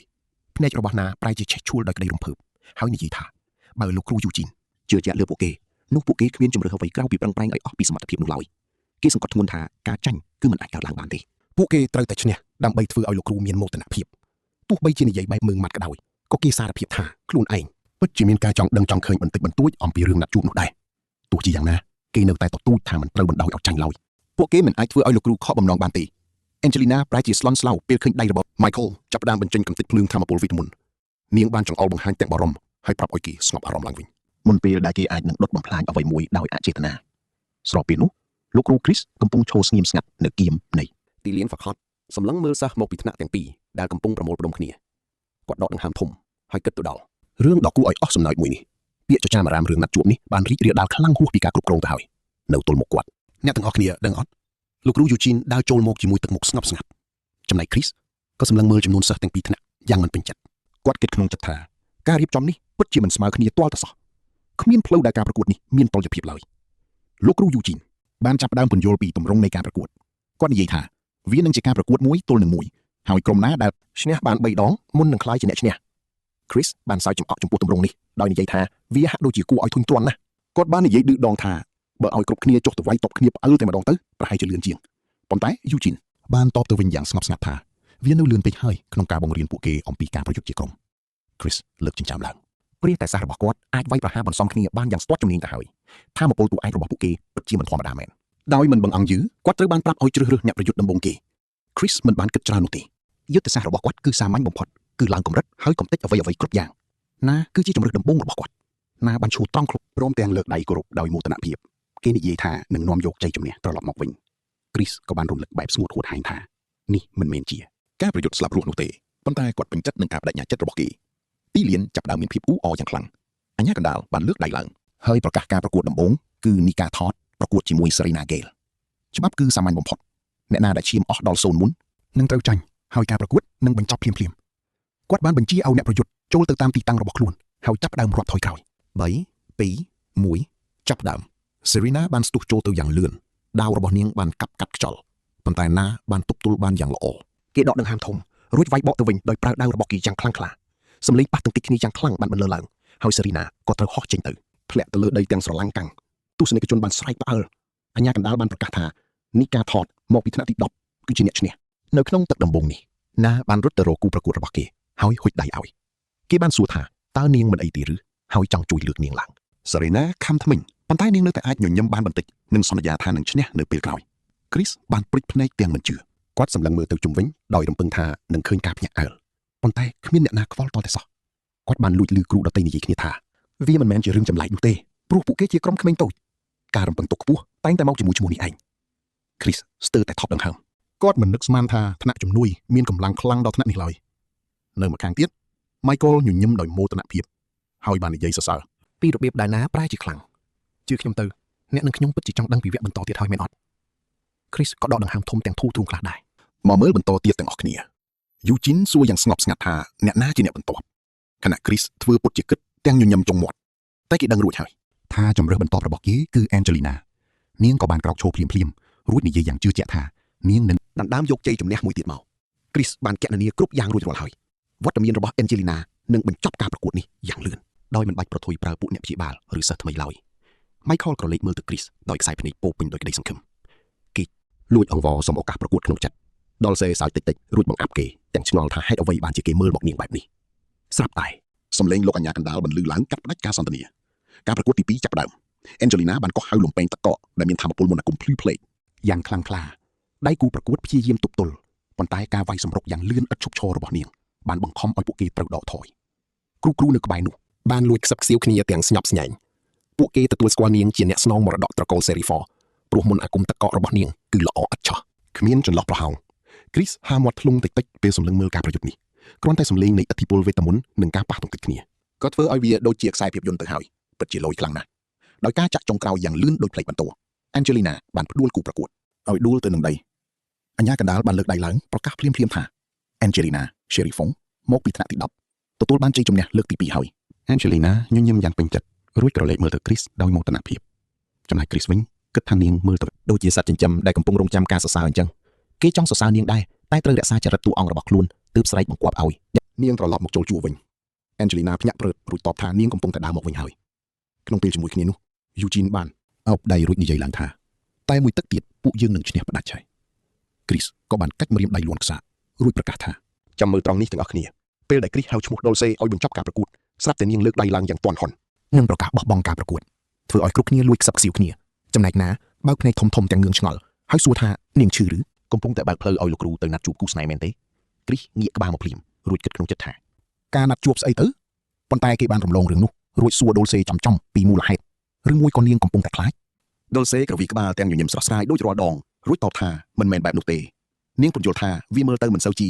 យុត្តិធម៌ឡើយបើនិយាយតាមបច្ចេកទេសនាងមិនគួរត្រូវបានអនុញ្ញាតឲ្យចូលរួមការប្រកួតមួយទល់នឹងមួយបែបនេះទេ Chris ជ្រួញចិញ្ចើមបន្តិចព្រោះជ្រៅក្នុងចិត្តគេដឹងថានាងនិយាយត្រូវ Dulce មានសមាជិកទី6ដែលមើលមិនឃើញក្នុងក្រុមរបស់តួឯកនោះគឺប្អូនស្រីភ្លោះរបស់នាងញ៉ាំងការពិតនេះត្រូវតែរក្សាជាការសម្ងាត់បំផុតមិនអាចឲ្យអ្នកណាម្នាក់ដឹងពីអត្ថភាពរបស់ប្អូនស្រីភ្លោះនាងបានឡើយដោយសារតែមានកលៈទេសៈស្មុគស្មាញជាច្រើននៅពីក្រោយគេសម្លឹងមើលនាងយ៉ាងយកចិត្តទុកដាក់ដើម្បីចង់ដឹងថានាងកំពុងរៀបចំផែនការអ្វី Dulce ក៏ងាកទៅរក Michael ទាំងខ្សែភ្នែកឌឺដងរួចប្រកាសថាគេនឹងឡើងប្រកួតជំនួសនាង Chris បានលួចដកដង្ហើមធំក្នុងចិត្តនាងពិតជាកំពុងព្យាយាមផ្ទីខ្ញុំដឹងថាអ្នកទាំងអស់គ្នាកំពុងគិតអីនាងចង់ឲ្យតួឯករបស់យើងលេចធ្លោទៅអត់ហើយ Chris ក៏មិនខ្វល់នឹងរឿងចាញ់ម្ដងនេះដែរគេស្រែកសួរ Michael ថាត្រៀមខ្លួនហើយឬនៅ Michael ក៏បានដើរចាញ់មកខាងមុខទាំងក្តាប់កណ្ដាប់ដៃណែននឹងខ្សែភ្នែកបដិញ្ញាចិត្តយ៉ាងមុតមាំគេនិយាយថាគេនឹងប្រឹងប្រែងឲ្យអស់ពីលទ្ធភាពដើម្បីដណ្ដើមយកជ័យជំនះឲ្យបាន Chris ងក់ក្បាលក្នុងចិត្តវាគ្រាន់តែជាការប្រកួតរវាងសិស្សនិងសិស្សប៉ុណ្ណោះគ្មានបញ្ហាអីឡើយការប្រកួតក៏បានចាប់ផ្ដើមជាផ្លូវការ Michael បានឈានជើងចូលទៅក្នុងសង្វៀនទាំងអារម្មណ៍តានតឹងនិងការបដិញ្ញាចិត្តយ៉ាងខ្លាំងនៅចំពោះមុខគេគឺជាសិស្សម្នាក់ដែលមានស្នាមញញឹមដ៏គួរឲ្យស្អប់និងកែវភ្នែកពោពេញដោយការគុំគួនដែលជាជនបង្កចំនួនដល់3ប្រចាំសាលាជំនួសបានពេបជ្រាយដាក់ភ្លាមពេលប្រឈមមុខនឹង Michael គេនិយាយថាជនសាមញ្ញដ៏ថោកទាបនិងជាប់បណ្ដាសាដូចជា Michael គួរតែមានមោទនភាពដែលបានប្រកួតជាមួយគេនៅក្បែរនោះទឹកមុខរបស់ Chris បានប្រែប្រួលភ្លាមគេបើកភ្នែកធំចំណែកញើសត្រជាក់បានហូរស្រក់ចុះមកតាមខ្នងគេទើបតែដឹងខ្លួនថានេះជាតួអង្គបន្តបន្សំម្នាក់ក្នុងចំណោមតួអង្គដែលត្រូវបានបង្កើតឡើងក្នុងលោកនេះដើម្បីតែមកធ្វើបាបធ្វើទុកបុកម្នេញតួឯកតែប៉ុណ្ណោះជនបង្កចំនួននោះបានដើរចូលមកចិត្តទាំងនិយាយឌឺដងនិងឌឺដៀលទៅកាន់ Michael ដើម្បីបង្កហេតុឲ្យគេនិយាយអ្វីមួយចេញមកប៉ុន្តែ Michael នៅតែឈរស្ងៀមថ្មឹងមុខរបស់គេប្រែជាស្លេកស្លាំងព្រមទាំងខំថ្មិញណែនដោយមិនអាចតបតអ្វីបានឡើយ Chris ចាប់ផ្ដើមបារម្ភគេដឹងថាតួអង្គបែបនេះមាននៅក្នុងសាច់រឿងតែវាមើលទៅមិនសមពេលតតែសោះជនបង្ករឿងនោះឃើញឱកាសក៏កាន់តែបានចិត្តរួចនិយាយពាក្យសម្ដីដ៏អាក្រក់ដែលមិនអាចអត់ឱនឲ្យបានដោយសួរ Michael ថាតើមានអារម្មណ៍យ៉ាងណាដែរដែលបានចូលរៀននៅទីនេះបន្ទាប់ពីបានសម្លាប់ម្ដាយបង្កើតខ្លួនឯងរួចហៅគេថាសម្រាមទៀតផងរាងកាយរបស់ Michael បានតបតវិញយ៉ាងខ្លាំងក្លាគេឈររឹងខ្លួនទឹកមុខប្រែជាឈឺចាប់ខ្លាំងចំណែកកំហឹងក៏ចាប់ផ្ដើមផ្ទុះឡើងក្នុងភ្នែកអាការៈឈឺក្បាលយ៉ាងខ្លាំងបានលេចឡើងគេបានត្រឹមតែខំថ្មិញនិយាយប្រមានទៅកាន់ជននោះទាំងសម្លេងញ័រញាក់ថាកុំឲ្យនិយាយពាក្យនោះទៀតបេះដូងរបស់ Chris បានលូតញាប់ញ័រក្នុងទ្រូងគេស្គាល់សញ្ញានេះច្បាស់ណាស់វាមើលទៅមិនមែនជាការកើនឡើងនៃថាមពលវេទមន្តធម្មតាឡើយតែវាគឺជាផលប៉ះពាល់នៃការភ្ញាក់ដឹងខ្លួនដែលមិនទាន់ពេញលេញកាលពីលើកមុនទៅវិញទេមិនថាវាជាអ្វីទេវាធ្វើឲ្យ Michael គ្រោះថ្នាក់ខ្លាំងណាស់ហើយជឿខ្ញុំចោះពួកយើងច្បាស់ជាចង់ដឹងហើយថា Chris នឹងដោះស្រាយរឿងនេះយ៉ាងម៉េចមកមើលទាំងអស់គ្នាស្ថានភាពកាន់តែអាក្រក់ហើយ Michael កំពុងតែប្លែងខ្លួនជាបិសាចតែអាពួកក្មេងពីលនោះបែរជាសៅចំអកទៅវិញពួកវាប្រាប់ឲ្យ Michael នៅស្ងៀមហើយអួតថានឹងបញ្ចប់ការប្រកួតត្រឹមមួយស្នៀត Chris ទ្រាំមិនបានទៀតទេពេលវេលាសម្ដែងត្រូវបញ្ចប់ហើយគាត់ស្រែកខ្លាំងៗទៅកាន់សង្វៀនភ្លាមថាការប្រកួតនេះត្រូវបានលុបចោលប៉ុន្តែគាត់បានយឺតពេលទៅហើយថាមពលងងឹតដ៏គួរឲ្យខ្លាចបានផ្ទុះចេញពីរាងកាយរបស់ Michael វាហៀចេញមកដូចជាទឹកខ្មៅស្រក់ពីដបដែលបែកខ្ទេចខ្ទីបង្កើតជាខ្យល់ព្យុះថាមពលដ៏អាក្រក់ជុំវិញខ្លួនគេបរិយាកាសប្រែជាតានតឹងនិងពោពេញដោយថាមពលគួរឲ្យខ្លាចទាំងសិស្សទាំងគ្រូនាំគ្នាភ័យស្លុតបាត់បង់ស្មារតីគ្រប់គ្នា Chris ឈោធ្លុងមួយសន្ទុះព្រោះដឹងថារឿងនេះវាហួសពីការគ្រប់គ្រងទៅហើយ Michael បានប្លែងខ្លួនជាបិសាចទាំងស្រុងទៅហើយទម្រង់មុខរបស់គេប្រែប្រួលលែងជាមនុស្សទៀតហើយស្មារតីរបស់គេត្រូវបានលេបត្របាក់ដោយថាមពលបិសាចទាំងស្រុងភាពវឹកវរបានកើតឡើងភ្លាមហើយសំឡេងស្រែកឆៅឡោបានលាន់ឮពេញសង្វៀនបិសាចពួកសិស្សស្រែកយំហើយនាំគ្នារត់ប្រសាចរោគច្រកចេញចំណែកឯអាអ្នកឯងក្អាងមុននេះវិញឥឡូវនេះកំពុងញ័រទៅត្រើកទាំងភ័យខ្លាចជាខ្លាំងវាស្រែកអង្វរឲ្យគេជួយទាំងសំឡេងញ័រញាក់គួរឲ្យវេទនាក្នុងពេលដ៏អស់សង្ឃឹមនោះសំឡេងប្រព័ន្ធមួយបានបន្លឺឡើងក្នុងចិត្តរបស់ Chris ផ្ទាំងប្រព័ន្ធមួយបានបង្ហាញនៅចំពោះមុខគាត់បេសកកម្មកម្រិតពិបាកអាចនឹងប្រែប្រួលតាមស្ថានភាពសូមបំពេញភារកិច្ចជាគ្រូបង្រៀនឲ្យបានជោគជ័យគ្រីសខំថ្មិញសង្កត់ចិត្តដាក់គាត់តែដឹងអត់ប្រព័ន្ធនេះចង់ឲ្យគាត់ទៅបញ្ឈប់ការបះបោររបស់តួឯកដោយផ្ទាល់ដៃគ្មានជំរឿផ្សេងឡើយមិនបងអង្គយូគ្រីសបានចេញសកម្មភាពភ្លាមពួកសិស្សនាំគ្នាផ្អើលស្រឡំកាំងពេលឃើញគាត់ដើរចូលទៅរកភាពវឹកវរដោយមិនស្ទាក់ស្ទើរមានអ្នកស្រែកហៅឈ្មោះគាត់តាំងបារម្ភថាលោកគ្រូគ្រីសគាត់បានក្តាប់ដៃយ៉ាងណែនហើយរំលឹកខ្លួនឯងថាយ៉ាងហោចណាស់កន្លែងនេះត្រូវបានបង្កើតឡើងមិនឲ្យមានអ្នកស្លាប់ឡើយហើយប្រហែលជា Michael នៅមានសេះសល់ស្មារតីខ្លះជាមិនខានប៉ុន្តែមុនពេលដែលគាត់អាចទៅដល់ខ្លួនក្មេងប្រុសនោះលោកគ្រូយូជីនបានចេញមុខមកគាត់បានមកដល់ភ្លាមទាំងសូត្រមន្តយ៉ាងលឿនបង្កើតជាច្រវាក់មន្តអាគមដ៏ភ្លឺស្វាងគាត់បានបាញ់ច្រវាក់នោះទៅចងរឹតរាងកាយរបស់ Michael យ៉ាងណែនប៉ុន្តែសេចក្តីសង្ឃឹមគឺមានត្រឹមតែប៉ុន្មានវិនាទីប៉ុណ្ណោះ Michael ស្រែកក្រហមយ៉ាងខ្លាំង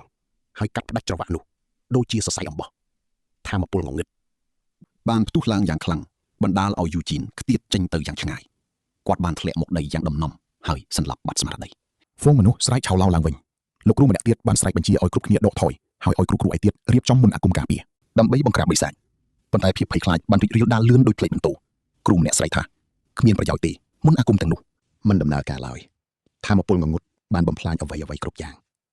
ងសំឡេងជាច្រើនបន្លឺឡើងថាវាមិនអាចទៅរួចទេពួកយើងមិនអាចខាត់គេបានទេលោកគ្រូគ្រីសរត់ទៅតែគ្រីសនៅតែឈរយ៉ាងរឹងមាំគាត់បានបោះជំហានចូលទៅក្នុងផ្សែងថាមពលដ៏ក្រាស់ឃ្មឹកនិងគួរឲ្យថប់ដង្ហើមនោះដោយមិនញញើតឡើយតើអ្នកទាំងអស់គ្នាគិតដូចខ្ញុំទេរាងកាយបិសាចរបស់ Michael បានកម្រើកហើយភ្នែកដ៏ភ្លឺរបស់វាសម្លឹងចំមកគ្រីសមួយរំពេចនោះហាក់ដូចជាមានពន្លឺអ្វីមួយយ៉ាងនៅក្នុងភ្នែករបស់គេសិស្សម្នាក់បានខ្សឹបថាគ្រីសនឹងមិនរត់ចោលពួកគេឡើយលោកគ្រូគ្មានថ្ងៃបោះបង់ពួកគេទេ Michael ញ័រទៅគ្រើកនៅក្នុងខ្យល់ព្យុះដ៏ខ្មៅងងឹតសំឡេងខ្សឹបខ្សួលខ្សោៗរបស់គេបានព្យាយាមអង្វរកគេសុំឲ្យគ្រីសរត់ចេញទៅឆ្ងាយដើម្បីសុវត្ថិភាពគ្រីសដកដង្ហើមធំយឺតដៃរបស់គាត់កំពុងតែញ័រប៉ុន្តែគាត់ត្រូវតែសង្កត់ចិត្តគាត់មិនអាចបោះបង់តួនាទីជាគ្រូនៅពេលនេះបានទេព្រោះ Michael នៅតែអាចស្ដាប់គាត់បានបោះជំហានទៅមុខហើយសម្លឹងចំទៅកៅភ្នែកបិសាចនោះយ៉ាងស្វាហាប់ Michael ឡើងរឹងខ្លួនហើយរាងកាយរបស់គេចាប់ផ្ដើមញ័រម្ដងទៀតប៉ុន្តែលើកនេះគឺដោយសារភាពស្ទាក់ស្ទើរមួយប្រព្រឹត្តភ្នែក Chris បានទាត់ចំក្បាលជង្គង់របស់ Michael ធ្វើឲ្យគេបាត់បង់លំនឹងពេលដែលគេដួលមកមុខ Chris បានចាប់កអាវរបស់គេទាញមកចិត្តភ្នែករបស់គាត់ឡើងក្រហមដោយភាពមើងម៉ាត់សំឡេងរបស់គាត់បានបន្លឺឡើងកាត់ផ្សែងអាប់យ៉ាងត្រជាក់ស្រស់ស្រីតែនេះជាកម្លាំងដែលឯងចង់បានមែនទេគាត់ប្រាប់គេថាទោះបីជាមានវាសនាបែបណាក៏ដោយបើផ្ដាច់ចិត្តពិតប្រាកដគេនឹងអាចខ្លាំងបាននោះហើយជាមូលហេតុដែលគាត់និយាយបែបនេះពីព្រោះ Michael មានសមត្ថភាពអាចកែប្រែអ្វីគ្រប់យ៉ាងបានប៉ុន្តែបើជ្រើសរើសផ្លូវមួយនេះនឹងគ្មានឱកាសលើកក្រោយទៀតឡើយគាត់សម្លឹងចំទៅគេហើយនិយាយថាត្រឡប់មកវិញមកពាក្យនេះបានចាក់ដោតចូលទៅក្នុងវិញ្ញាណរបស់ Michael ដូចជាសម្លេងជួងផ្សែងអាប់បិសាចចាប់ផ្ដើមរលាយបាត់ទៅថាមពលដ៏គួរឲ្យខ្លាចក៏ស្រអាប់ទៅសម្ពាធក្នុងខ្យល់ចាប់ផ្ដើមថយចុះត្រឡប់មកវិញមក Michael ភ្នែករបស់គេញ័រទៅត្រូវយឺតទាំងការឈឺចាប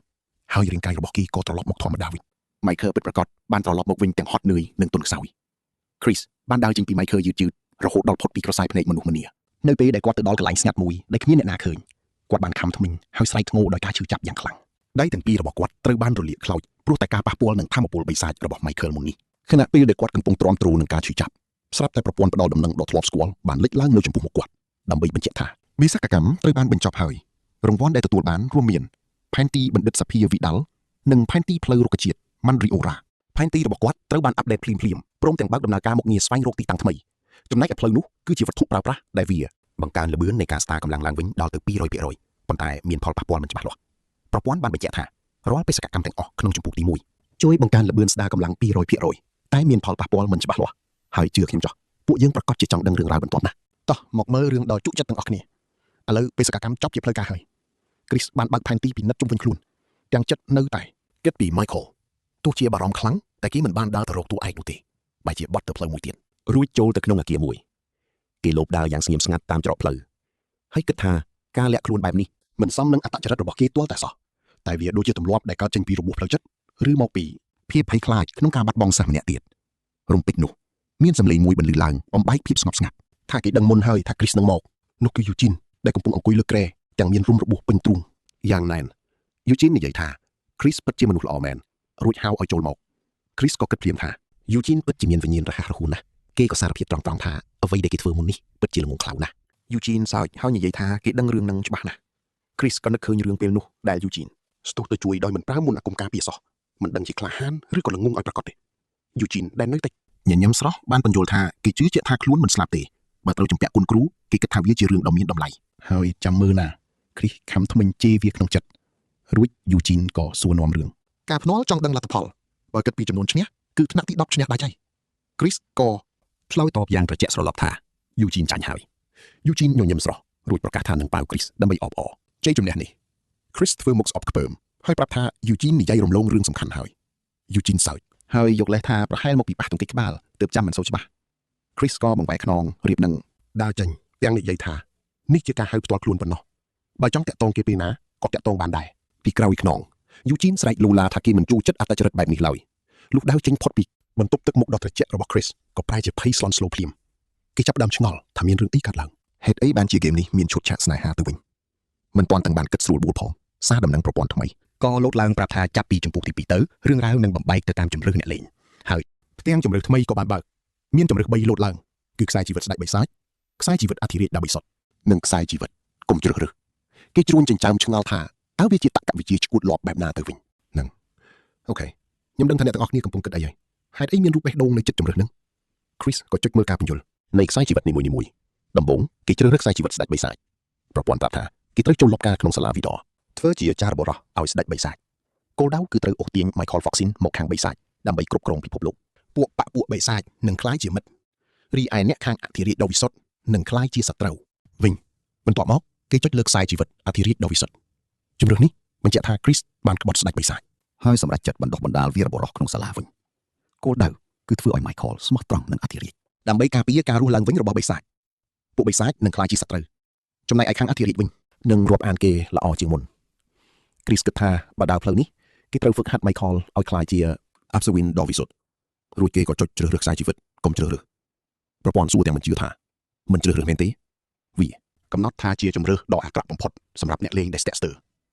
តួអង្គទាំងសងខាងនឹងចាប់ផ្ដើមសង្ស័យលើរូបគេគ្រីសគិតពីការព្រមាននេះគេដឹងច្បាស់ថាការចូលខាងណាខាងណីមានសុវត្ថិភាពជាងតែផ្លូវនីមួយៗសុទ្ធតែមានផលវិបាកបើជ្រើសរើសខាងអធិរាជគេត្រូវប្រឈមមុខនឹងមនុស្សដូចជា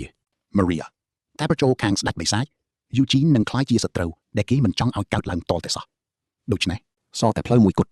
គេក៏ចុចលើអេក្រង់យល់ព្រមយកខ្សែជីវិតកុំជ្រើសរើសរួចរអ៊ូថាមិនអាចបកក្រោយបានទៀតទេដំបូងគេមិនស្ដាយក្រោយទេតែមិនបានប៉ុន្មានផងគេគិតថាគ្រាន់តែស្លាប់មេអំបៅបោកក៏អាចបង្កើតជាព្យុះសង្ខារបានដែរឥឡូវលទ្ធផលអាក្រក់ណាស់ដោះស្រាយណានោះហើយគេស្រែកឡើងពេញបន្ទប់ឆ្ងល់ថាហេតុអីខ្លួនជាតួឯកបែរជាត្រូវគេដេញចេញពីការងារនៅថ្ងៃបន្ទាប់ទៅវិញ